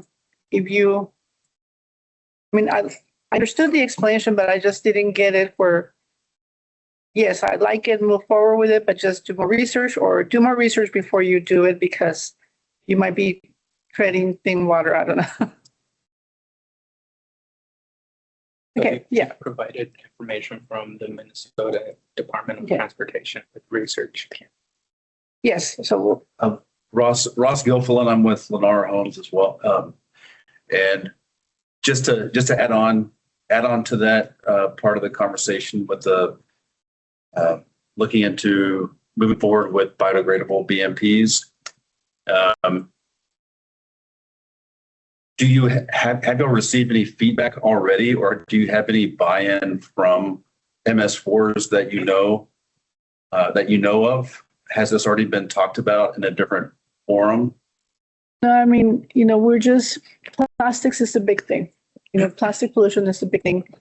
In the MSGP in 2021, I think, it's when we went from, you need to prevent and minimize the discharge of, plastics, pellets, nurdles, blah, blah, blah, to you need to eliminate, you need to not have it at all. So we went basically to that drastic change. So that sort of started the whole mentality in terms of we need to move forward, with this plastic pollution and trying to prevent it, and not just, okay, try to do something, but really force people to the next level. So that's sort of where this is going. We have heard about, here and there from people that are more concerned about the impacts to the environment, about those things. But it's not like we're getting a massive, request from people to say, hey, we need to move over here. As I said, this general permit renewal right now, we don't have anything drastic that's forcing us to make certain changes. So when that happens, is what is it that we can do to move the permit to the next level? So we don't want to issue a permit every time with the same thing, So every permit should be requiring a little bit more to benefit the environment. We're not getting water, impairments or total maximum daily loads out of the water bodies. They're being added. We're getting more water bodies that are being impaired. There's more TMDLs, more pollutants out there. So we need to do something, to little by little, encourage people to help the environment and help the water quality. So to answer your question, it's not like we're getting lots of comments on that or, feedback in terms of, hey, you should require this. It is something that's been subtle, something that's been driven by, like I said, the MSGP and pollution out there in terms of plastic pollution. There's a lot of attention on that. There's been a couple of House bills that have been introduced, during the past couple legislative sessions related to that topic. So you just never know where our legislators are going to go as well. So it's sort of like baby steps going there. If people are really strong and they're like, we don't want this yet, right now we're proposing as a requirement to the permit. It could be that maybe we go with, okay, everybody doesn't like it, maybe we go to recommend, but recommendations, sometimes people are not going to do it. So it's not really going to force something. We have to strike a balance. Yeah, we have to strike a balance and figure out how to move forward as an environmental agency to protect our environment better. But as our mission is, we need to do it with consideration of the economic, impacts on the industry. So we don't want to put businesses out of, not being able to function because they're spending money to do something that may not be a great return, for the environment. So we have to strike that balance for sure. Yes. Let's go. I'm Brian Box with LCRA. I was going to make a comment on this first item as far as the flow chart, stating that the operators must state additional stringent requirements for local authorities. Is that just going to be like an item that says no, kind of a reminder, or is that going to be something that needs to be implemented in SWIFT? So maybe a third-party inspector might understand that the local authority does have more stringent rules than TCEQ. We have a water quality buffer zone setbacks. We have other areas that require protection, native species requirements, native vegetation, and things like that they'll be aware of. So I'm just kind of curious if that is just going to be like a line item with a note reminder. So right now, what we discussed so far, but again, this is our preliminary. Right now, what we discussed was adding a note at the bottom of the flow chart.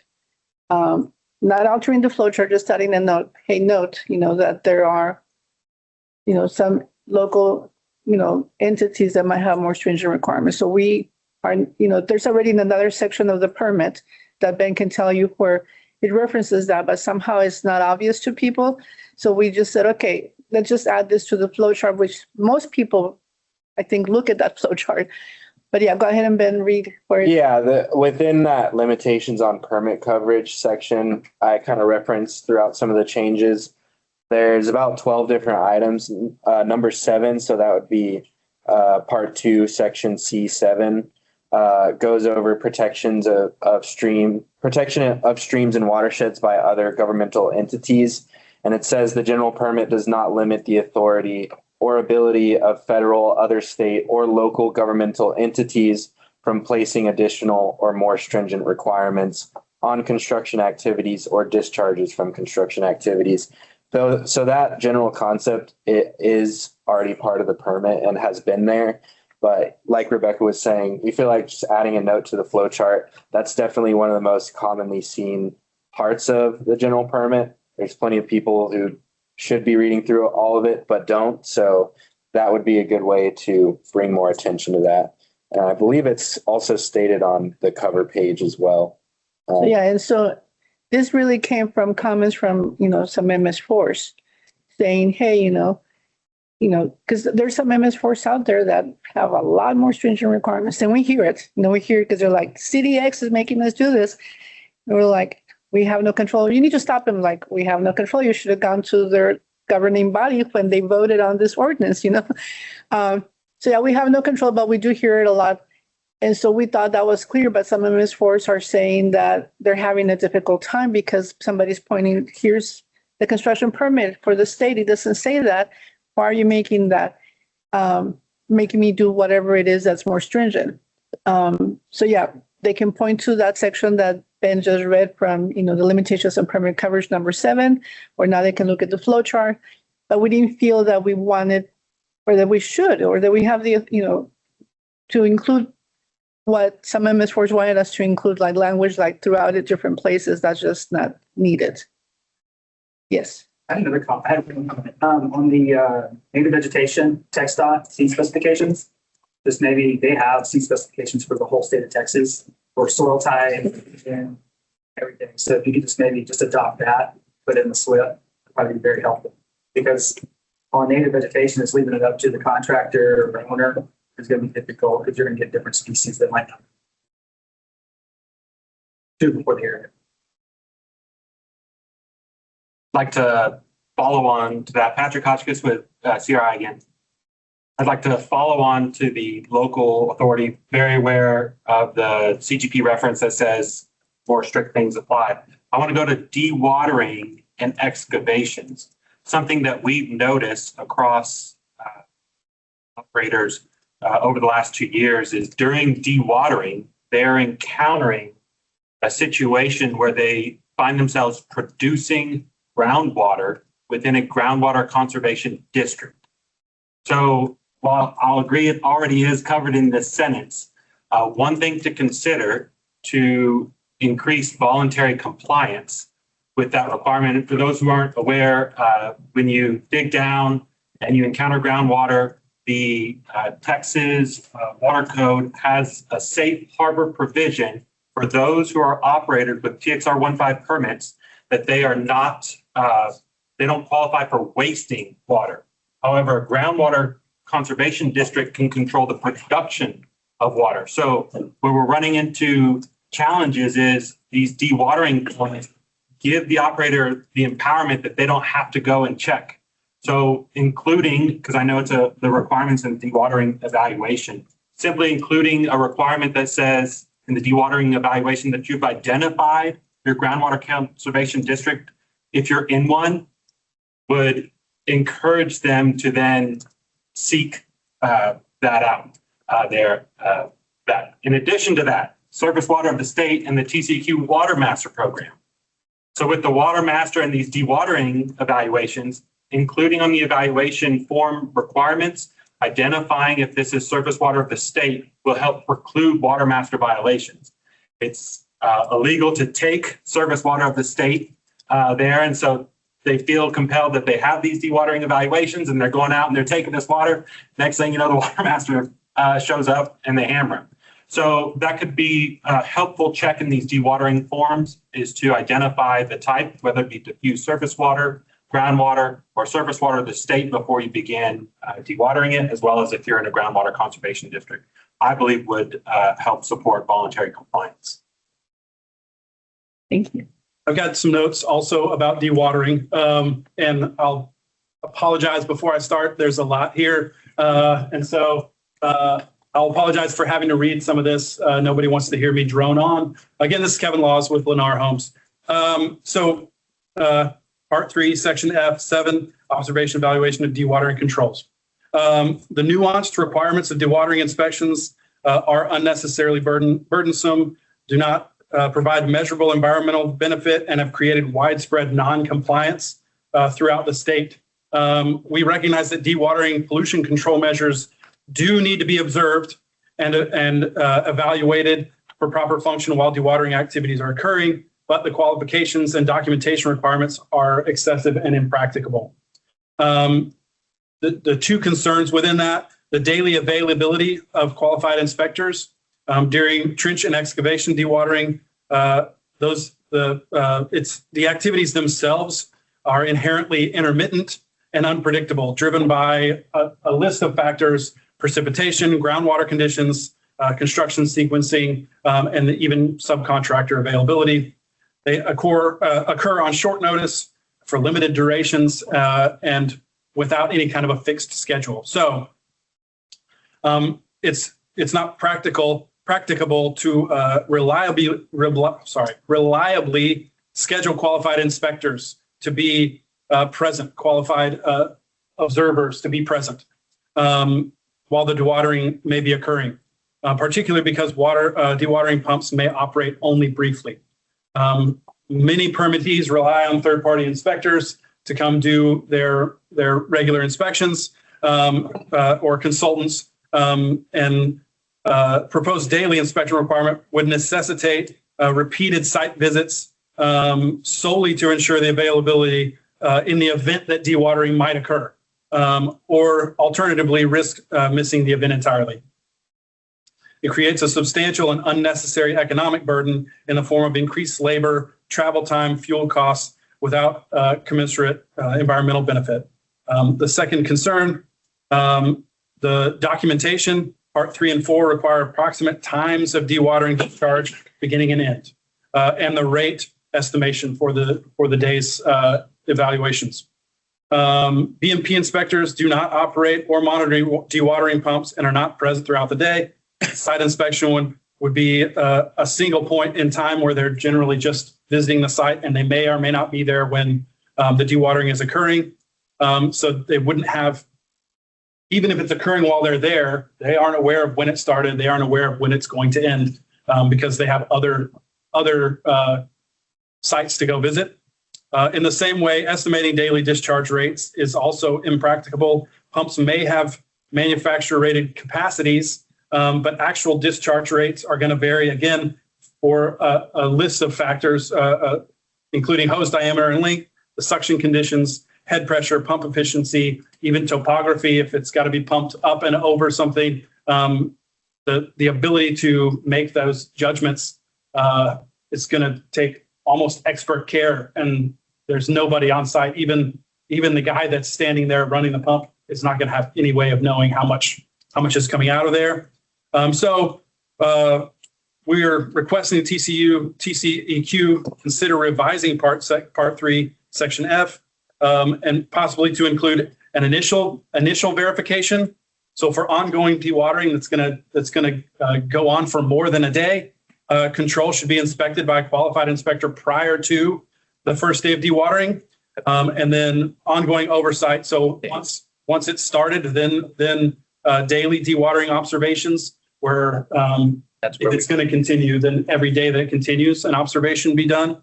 Added requirements to cease dewatering activities immediately upon the observation of indicators of pollutant discharge. So this is one where if there's a guy standing at the pump and he can see that it is practicable for him to immediately stop the pumping, where earlier the immediacy that we discussed earlier, the immediacy was kind of in question. So in a summary, this approach would maintain environmental protection objectives while improving implementability, consistency, and compliance across construction sites statewide, regardless of qualifications of the individual performing the observation. And the regulatory outcome is the same, which is a discharge containing pollutants are stopped and corrective action is initiated.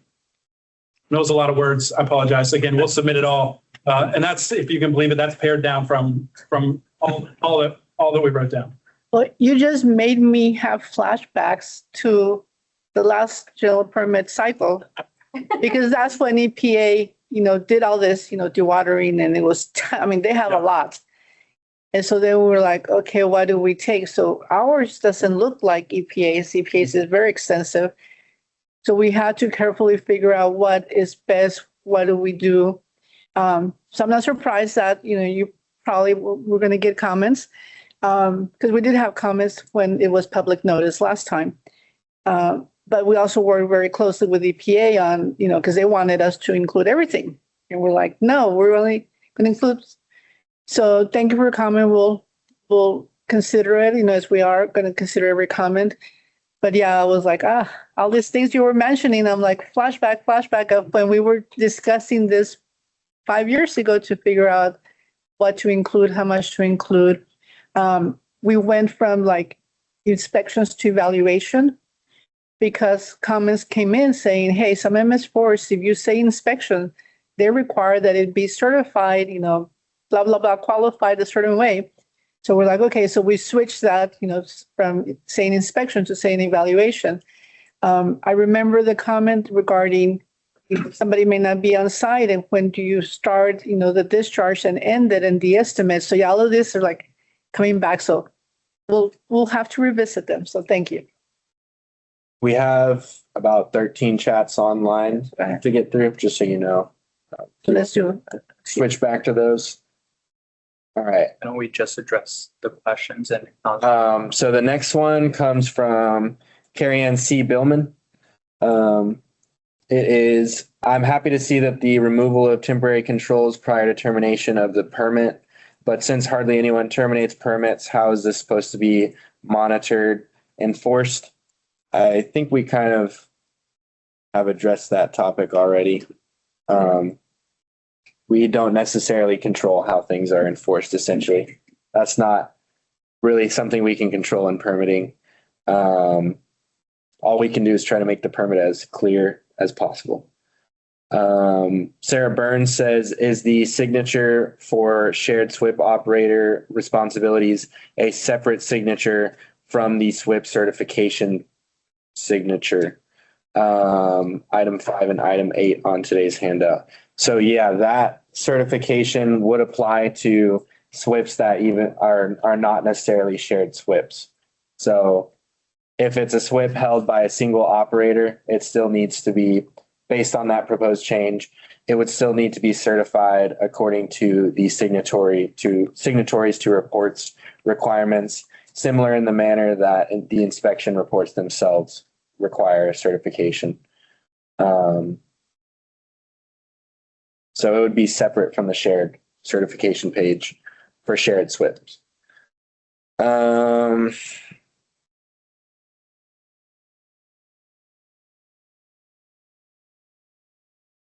Okay, we have one that's kind of a reply to a previous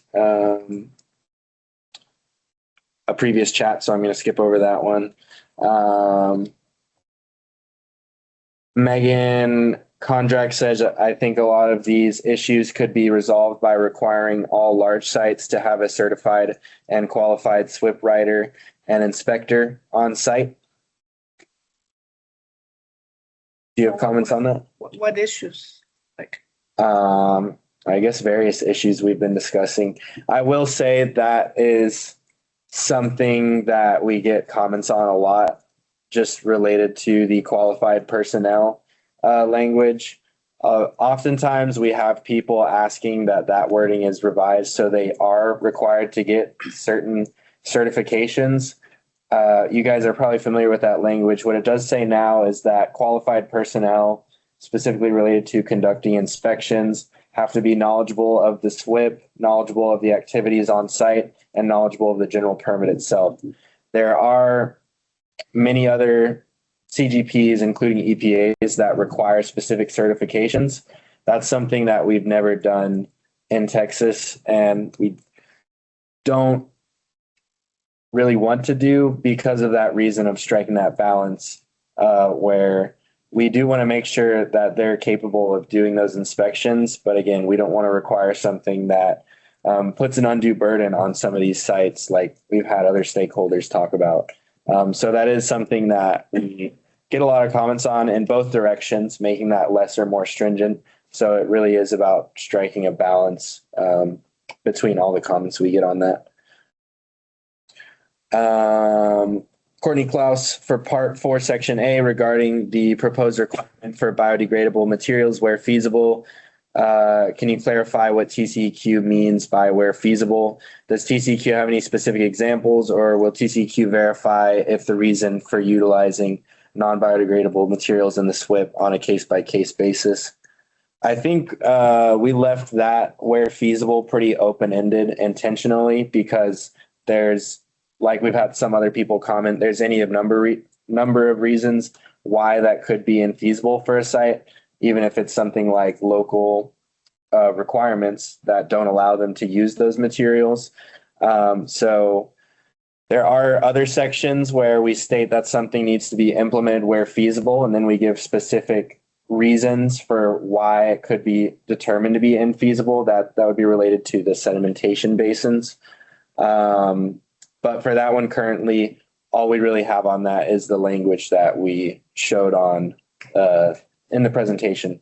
So if you have suggestions for language, we're always happy to take those. Yeah, if you have suggestions of for infeasible, like such as this, for infeasible, let us know, because you guys see this and you can tell us where you will go. This situation will definitely be one that you should include as an infeasible situation.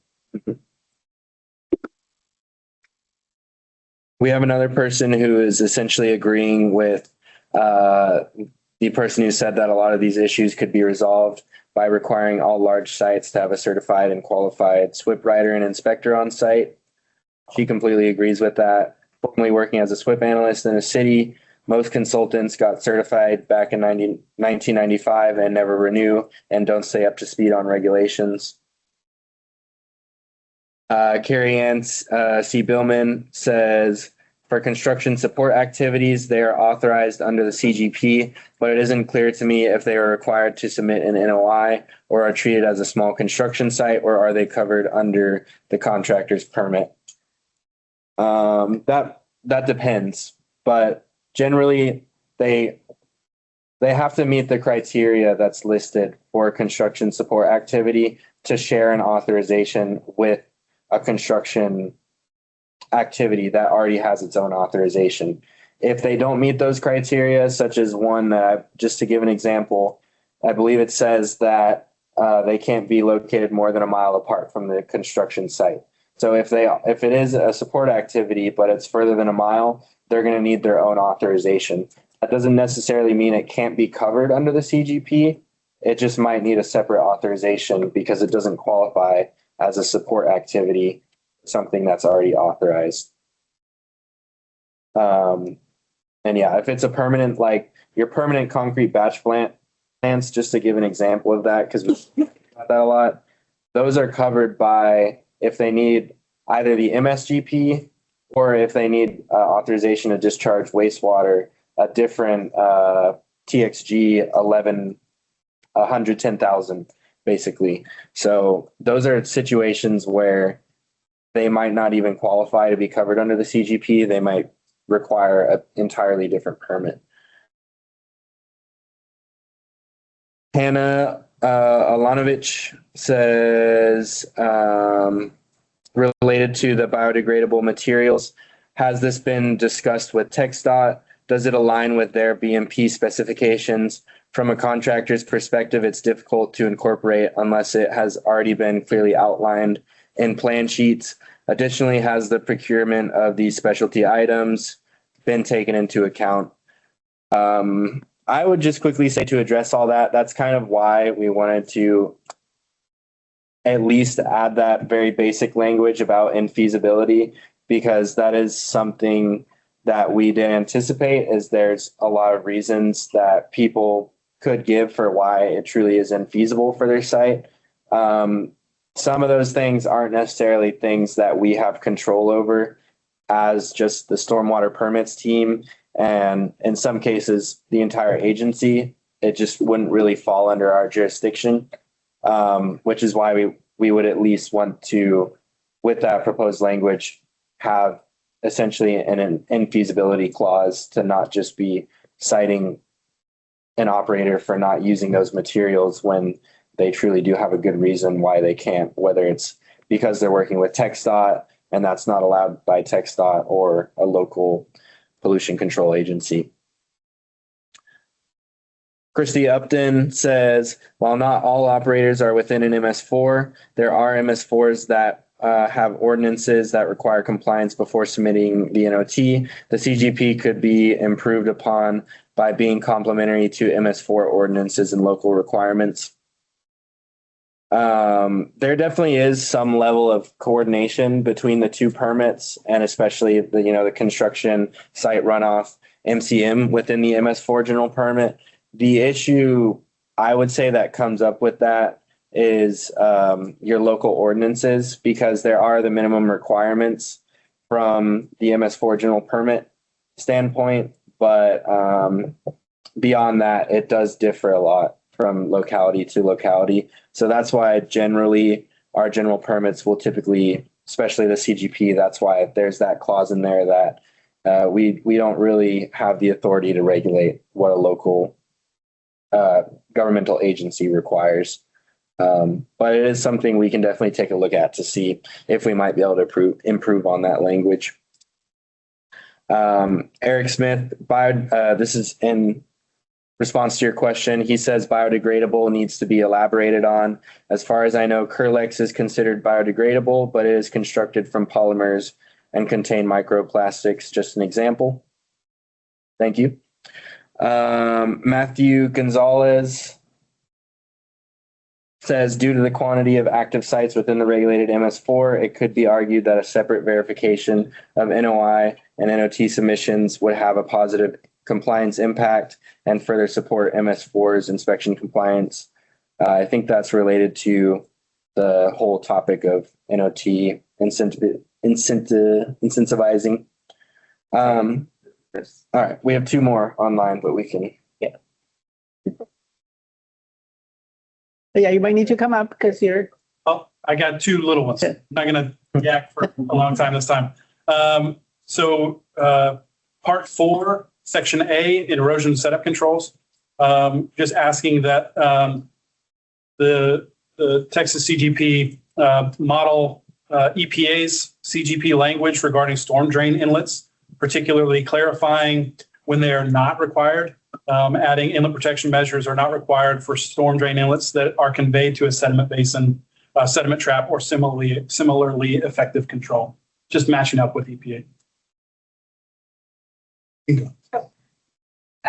My question was basically in North Carolina as well as Georgia in 2024 and 2025, they had some appellate decisions basically around stormwater that basically said, as long as you're compliant, that doesn't mean that you can't get civil actions against you for stormwater runoff.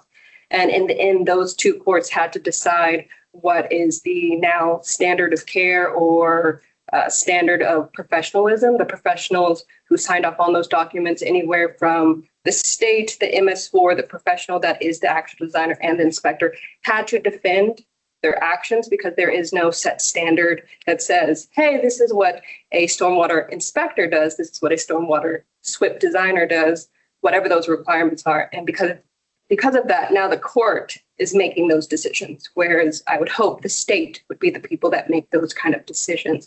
And while I understand, hey, no, we don't necessarily want to say there's specific training courses, because that sometimes can result in a regulatory monopoly or whatever it may be, we can extend the definition of what each one of those are and what they should look like based on their knowledge, their skill, and their task, as well as their level of experience. And from there, they can find whatever training organization they want. Also, training organizations like myself, Amisha Morris with Acorn and BioComply, we will design for that. We will make those training programs so that it does fit the requirement. And as we've already stated in various points in this conversation, not everyone reads the permit. And so how are you saying you're a qualified professional, if you're a qualified person to be signing off on anything if you don't know the actual permit? I think that's asinine is the word I will use. And then I had two more things, sorry, on that AI generated SWIPs. While AI is, I know, as it is coming down the pike, I would say at the very least, knowing that it's coming, having some sort of stipulation that there should be an independent individual review of that document. Not saying, hey, you can't do it, but somebody who is a professional and a qualified professional, where that standard would become very important, has to actually review and sign off on that document would be something that would be helpful for the future going forward. I didn't even think that people were using AI to generate a script. But interesting. Yeah, go ahead. The common plan, totally interested in that document. In favor of you all creating, a reference source. We have the same issue or the same conversation with some of our customers too, what's considered kind of development. I encourage this group to reach out to the Edwards program because they have an internal reference that they use when they're determining what's the cultural permit.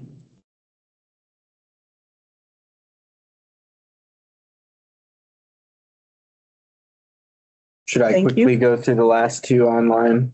And then I think we might be done online. Mindy McDonough says, I believe there was a bill passed in the past couple of years that states local jurisdictions cannot have more stringent requirements than the state. This was probably codified in the local government code. I don't know the specifics, but it should be looked into, especially since this has been contested in lawsuits. So we'll look into that. If you have a specific citation of that bill, that would definitely be very helpful.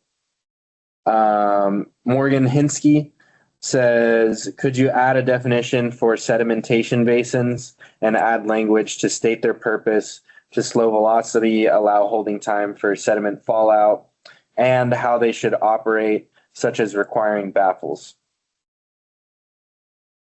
So I think those are both just comments. Mindy, did whatever legislation did that go through? I remember seeing that bill, but I don't know if the bill actually was approved. But yeah, if you can tell us that bill, that would be good. Last one.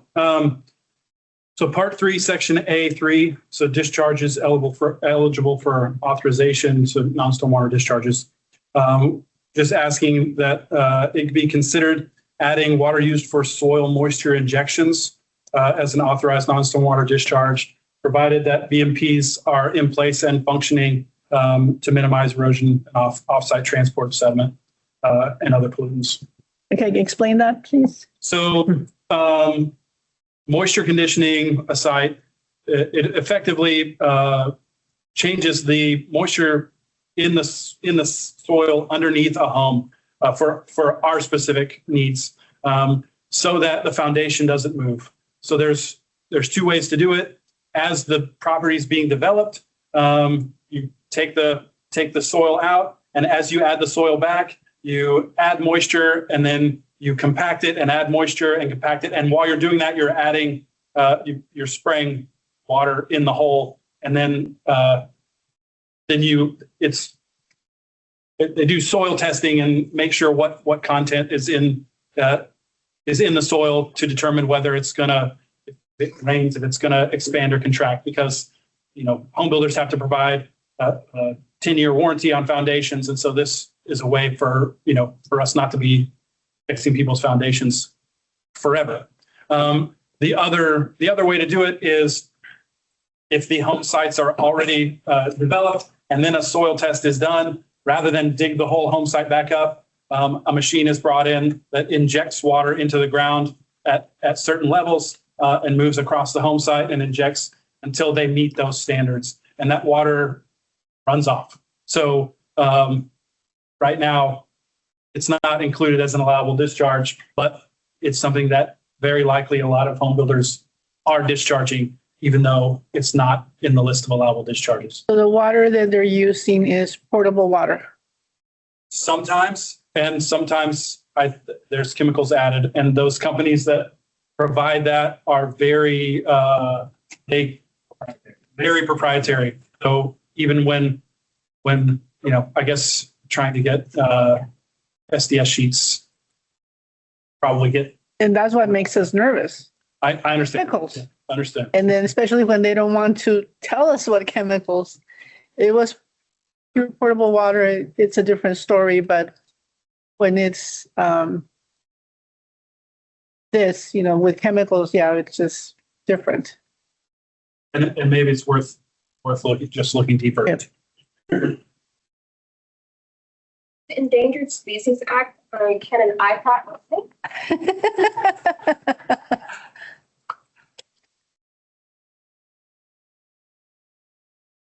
That be related to? Amisha Morris, Acorn Enviro Comply again. For the Endangered Species Act, would an IPAC report for the site qualify? And then kind of a follow-up on that, you said that we needed to make sure that there was acknowledgement statements for a couple of different things or justifications that were required. Is there an outline of the areas throughout the SWIP in which alternative options or justifications should be explicitly provided in the SWIP? There are some that are kind of vague on that or say feasible or even just a checklist. I know that you have the SWIP template that you provide. Having those maybe outlined or highlighted in there would be very helpful. And then last thing, maybe kind of just something on that SWIP template. I've seen a couple that have come through for people asking me to review, and I'm like, that's not a SWIP. That's not a good SWIP. So just something on there that indicates filling this out does not make it an actual SWIP, but be helpful as well.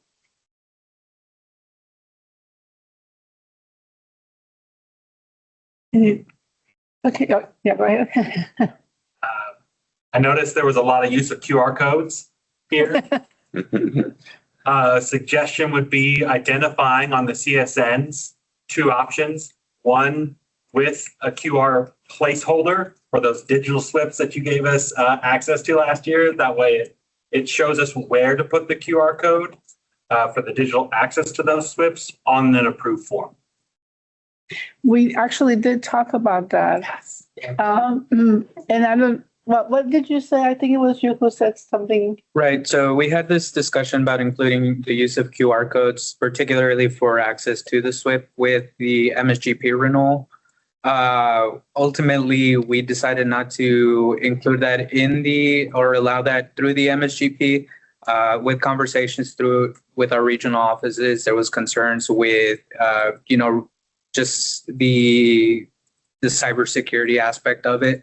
They couldn't guarantee that they were getting a valid file or something else was going to be implemented in their technology. So for the most part, the consensus was in conversations with our region that sending a file through email or as the case may be USB, usually those were more accessible, more easier for them to access as well. I don't disagree, but would still consider the availability where TCEQ or the state doesn't have to take ownership of that QR code. If you're going to put one on here, it's at your own risk. And if you're going to put it on here, here's where it goes. Because we interact, Patrick Hotchkiss with CRI, we interact with MS4s, and MS4s will say, sure, we'll let you do that as long as you give us a QR code. So we interact with that regulator specifically to ensure security directly between them. And that way someone from the general public doesn't have direct access to the SWIP, but they do have direct access to the CSN. And we can coordinate with that MS4 directly on that security. So we and the MS4 would take all the risk with that, and the TCEQ investigator could use it, or they could just call the number or contact the operator at appropriate. But then we don't get an MS4 telling us we can't have it on the SWIP because it's not on their approved form. I mean, it's a template. But yeah. Okay. Thank you. This is great. I mean, great. Just questions, comments. I can see sort of some are around the same kind of topic. I did expect probably dewatering comments because it's the first time that we're implementing this in this general permit cycle that we're in. So definitely what happened, how is it being implemented? How did it work? I did expect that to probably come through this time around while we're asking for input and feedback. Some of you have been quiet. Do you have any comments, questions at this time? Yes. I've got one more, Russ, with Lennar. Whenever you, on the dewatering, when you were going to add the word excavations to that, it's the first thing that makes me think of is also when we are developing a site and installing temp set basins. Would that be included as an excavation? And if using top-down dewatering, would that require the same? Would that be included in what your intent of monitoring and tracking dewatering? Because that is a excavation. Anyway, I'm just someone that implements this in the field. I'm just trying to figure out that might be a gray area. I think we would need more specific information to say specifically whether or not that would be included. I don't want to say yes or no one way out of fear that I might not be fully understanding what exactly it is you're referring to. So I would suggest emailing us with more information or like description of what exactly that is and if it would fall under either the current or proposed definition. That's what I would say. Yeah, because right now we were just, as Ben said, we're, excavation, discharge from that is something that is included as, as you're excavating, you can get dewatering. So we just said, oh, it's over here. Let's just add it over here to the definition.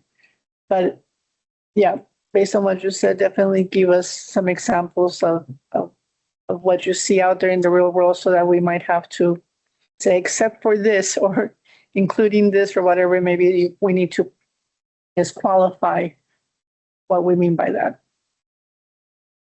But right now we didn't think too deeply other than it's already out there in another part of the CGP. So there's just excavate a temporary sedimentation basin and you're doing it might take days to dewater that. And just think about like a Faircloth skimmer that's installed to draw water from the surface.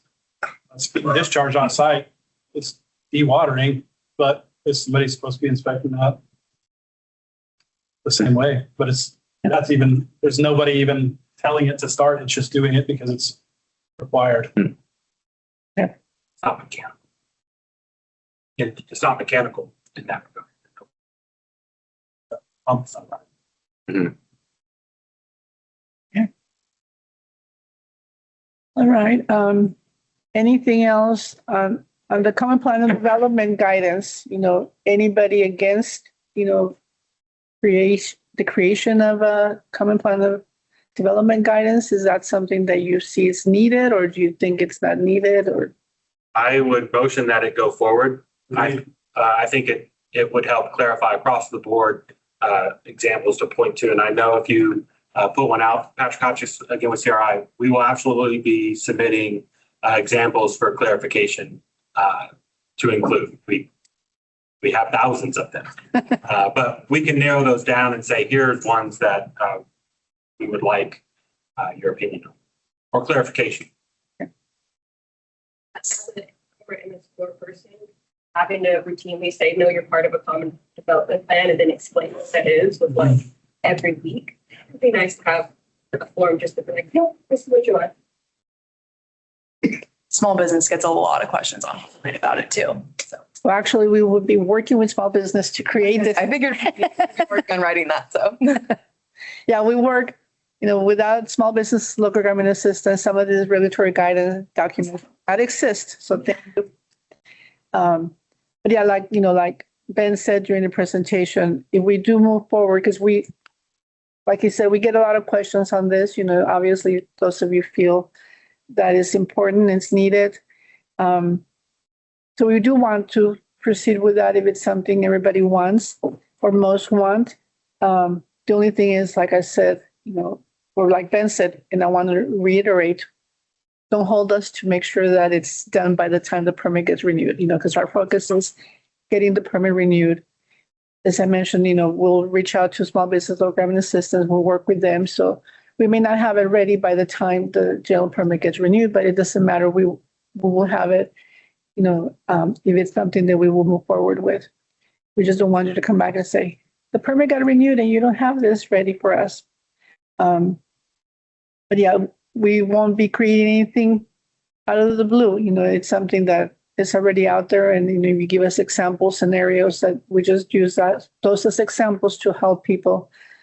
Well, that's my situation. And so it applies because, we get all kinds of questions from what is something to prove that this was a common plan of development? Can I have a map? Can I have a blueprint? Can I have something from the court record, county records, whatever? So, it's all kinds of different things that, come up that it's just like interesting questions that you never thought somebody, in most cases, they're arguing it against it. And so they're trying to push it one way. And of course, that's when you are faced with what do we really mean? What is this really, what's the intention of that? Like I said, the NOT, how can we, I guess, encourage or force people to submit notices of termination? What is it out there that we can do to make him go, oh, I better submit this, otherwise this is going to happen to me. So we're really interested in those kinds of ideas. So when you go back, discuss them with others or think about it and let us know. No idea is crazy. Whatever it is, send it to us and we're happy to consider them. Anything you think that the permit is great, doesn't need any change, you like it. Okay. I was hoping you'd say it's all great, but so thank you for coming. We appreciate your comments. And again, you have 2 weeks. What was June 21st? 23rd. 23rd. Tuesday, June 23rd. So June 23rd is the last day for you to submit comments. Because this is an informal stakeholder process, you're not going to see a response to comments. We're not going to compile them and prepare a response for you to see it like we do for the public official comment period. This one, we're just gathering your input. We're going to review it. We consider every comment. We'll figure out how best to address it. But do not expect to see something out there saying, these were all the comments and this is what we're doing with it. So make sure that you're clear in your comments. You tell us a section. Don't just say, I don't like this. Tell us what it is, or it's in the permit that you're talking about. Explain the reasoning why, the real world situation that's triggering you to make that comment. If you have examples from other states, or a published document out there, provide that to us. That always helps us. Like the large bear area, we saw the 10 square feet from another state. Is there something else from another state or somewhere else that you've seen that you want us to consider instead of 10 square feet? So those things, we need your help. If you have that information that you can provide those examples, those of you in here or online, please let us know. When you send your comment, make sure that you're very clear with the subject line, because the SWGP mailbox is our technical mailbox and we receive questions all the time. So we don't want to lose this comment. So put that subject line so that we can filter and remove those comments and save them where we need to, so we don't miss one. And then we don't clutter up the other questions that we get. But other than that, any more questions, comments? We have a few. Okay. We had a few more things online. Okay. Okay. Further, Ava K. Plale says further definition on equivalent measures for sedimentation basins is needed as well when developers try to evade installing one. Eric Smith has a question about the soil injections. We were talking about if they, he said the soil injections use sulfuric acid, correct? Question mark. I don't know if we can speak to that, but. It's proprietary. It's proprietary. Mindy McDonough, She cited the rule that we were wondering about the local of the bill. jurisdictions. It's HB 2127 passed in 2023. She believes Dallas is facing legal action by a lobbyist or think tank. I don't know if the final ruling has been made. Megan Kondrak asks if there will be any rules for flocculants. As far as rules, we don't necessarily control the rules. Permit requirements, I don't think we've specifically considered adding anything related to flocculants in this renewal. But if you do have comments on that, again, please leave them. Someone says that law that was just cited is often misinterpreted. It would be great to get TCEQ legal guidance to the MS4 operators and to developers on whether this law has any applicability toward the permit requirements and how. And then we have two people who support the common plan regulatory guidance document. Okay. Last call, any more comments, questions online? We will have, just to let y'all know, for the online people, we will have a transcript of the whole chat. So feel free to just leave something and we'll take a look at it. And of course, if you have a comment you really want to get submitted, send us an email with that subject line so we can make sure we have that when we review all the stakeholder comments. Marcus, webcast be available to? By the end of the week. It'll be posted on YouTube by the end of the week. If you want to relive everything, or if you want to pass it on to others, it'll be on our webpage available. Well, thank you very much. Thank you for coming. Appreciate it. Appreciate it. Thank you. Thank you. And if you're shy, you want to come talk to us privately, feel free to do that. Thank y'all for attending online.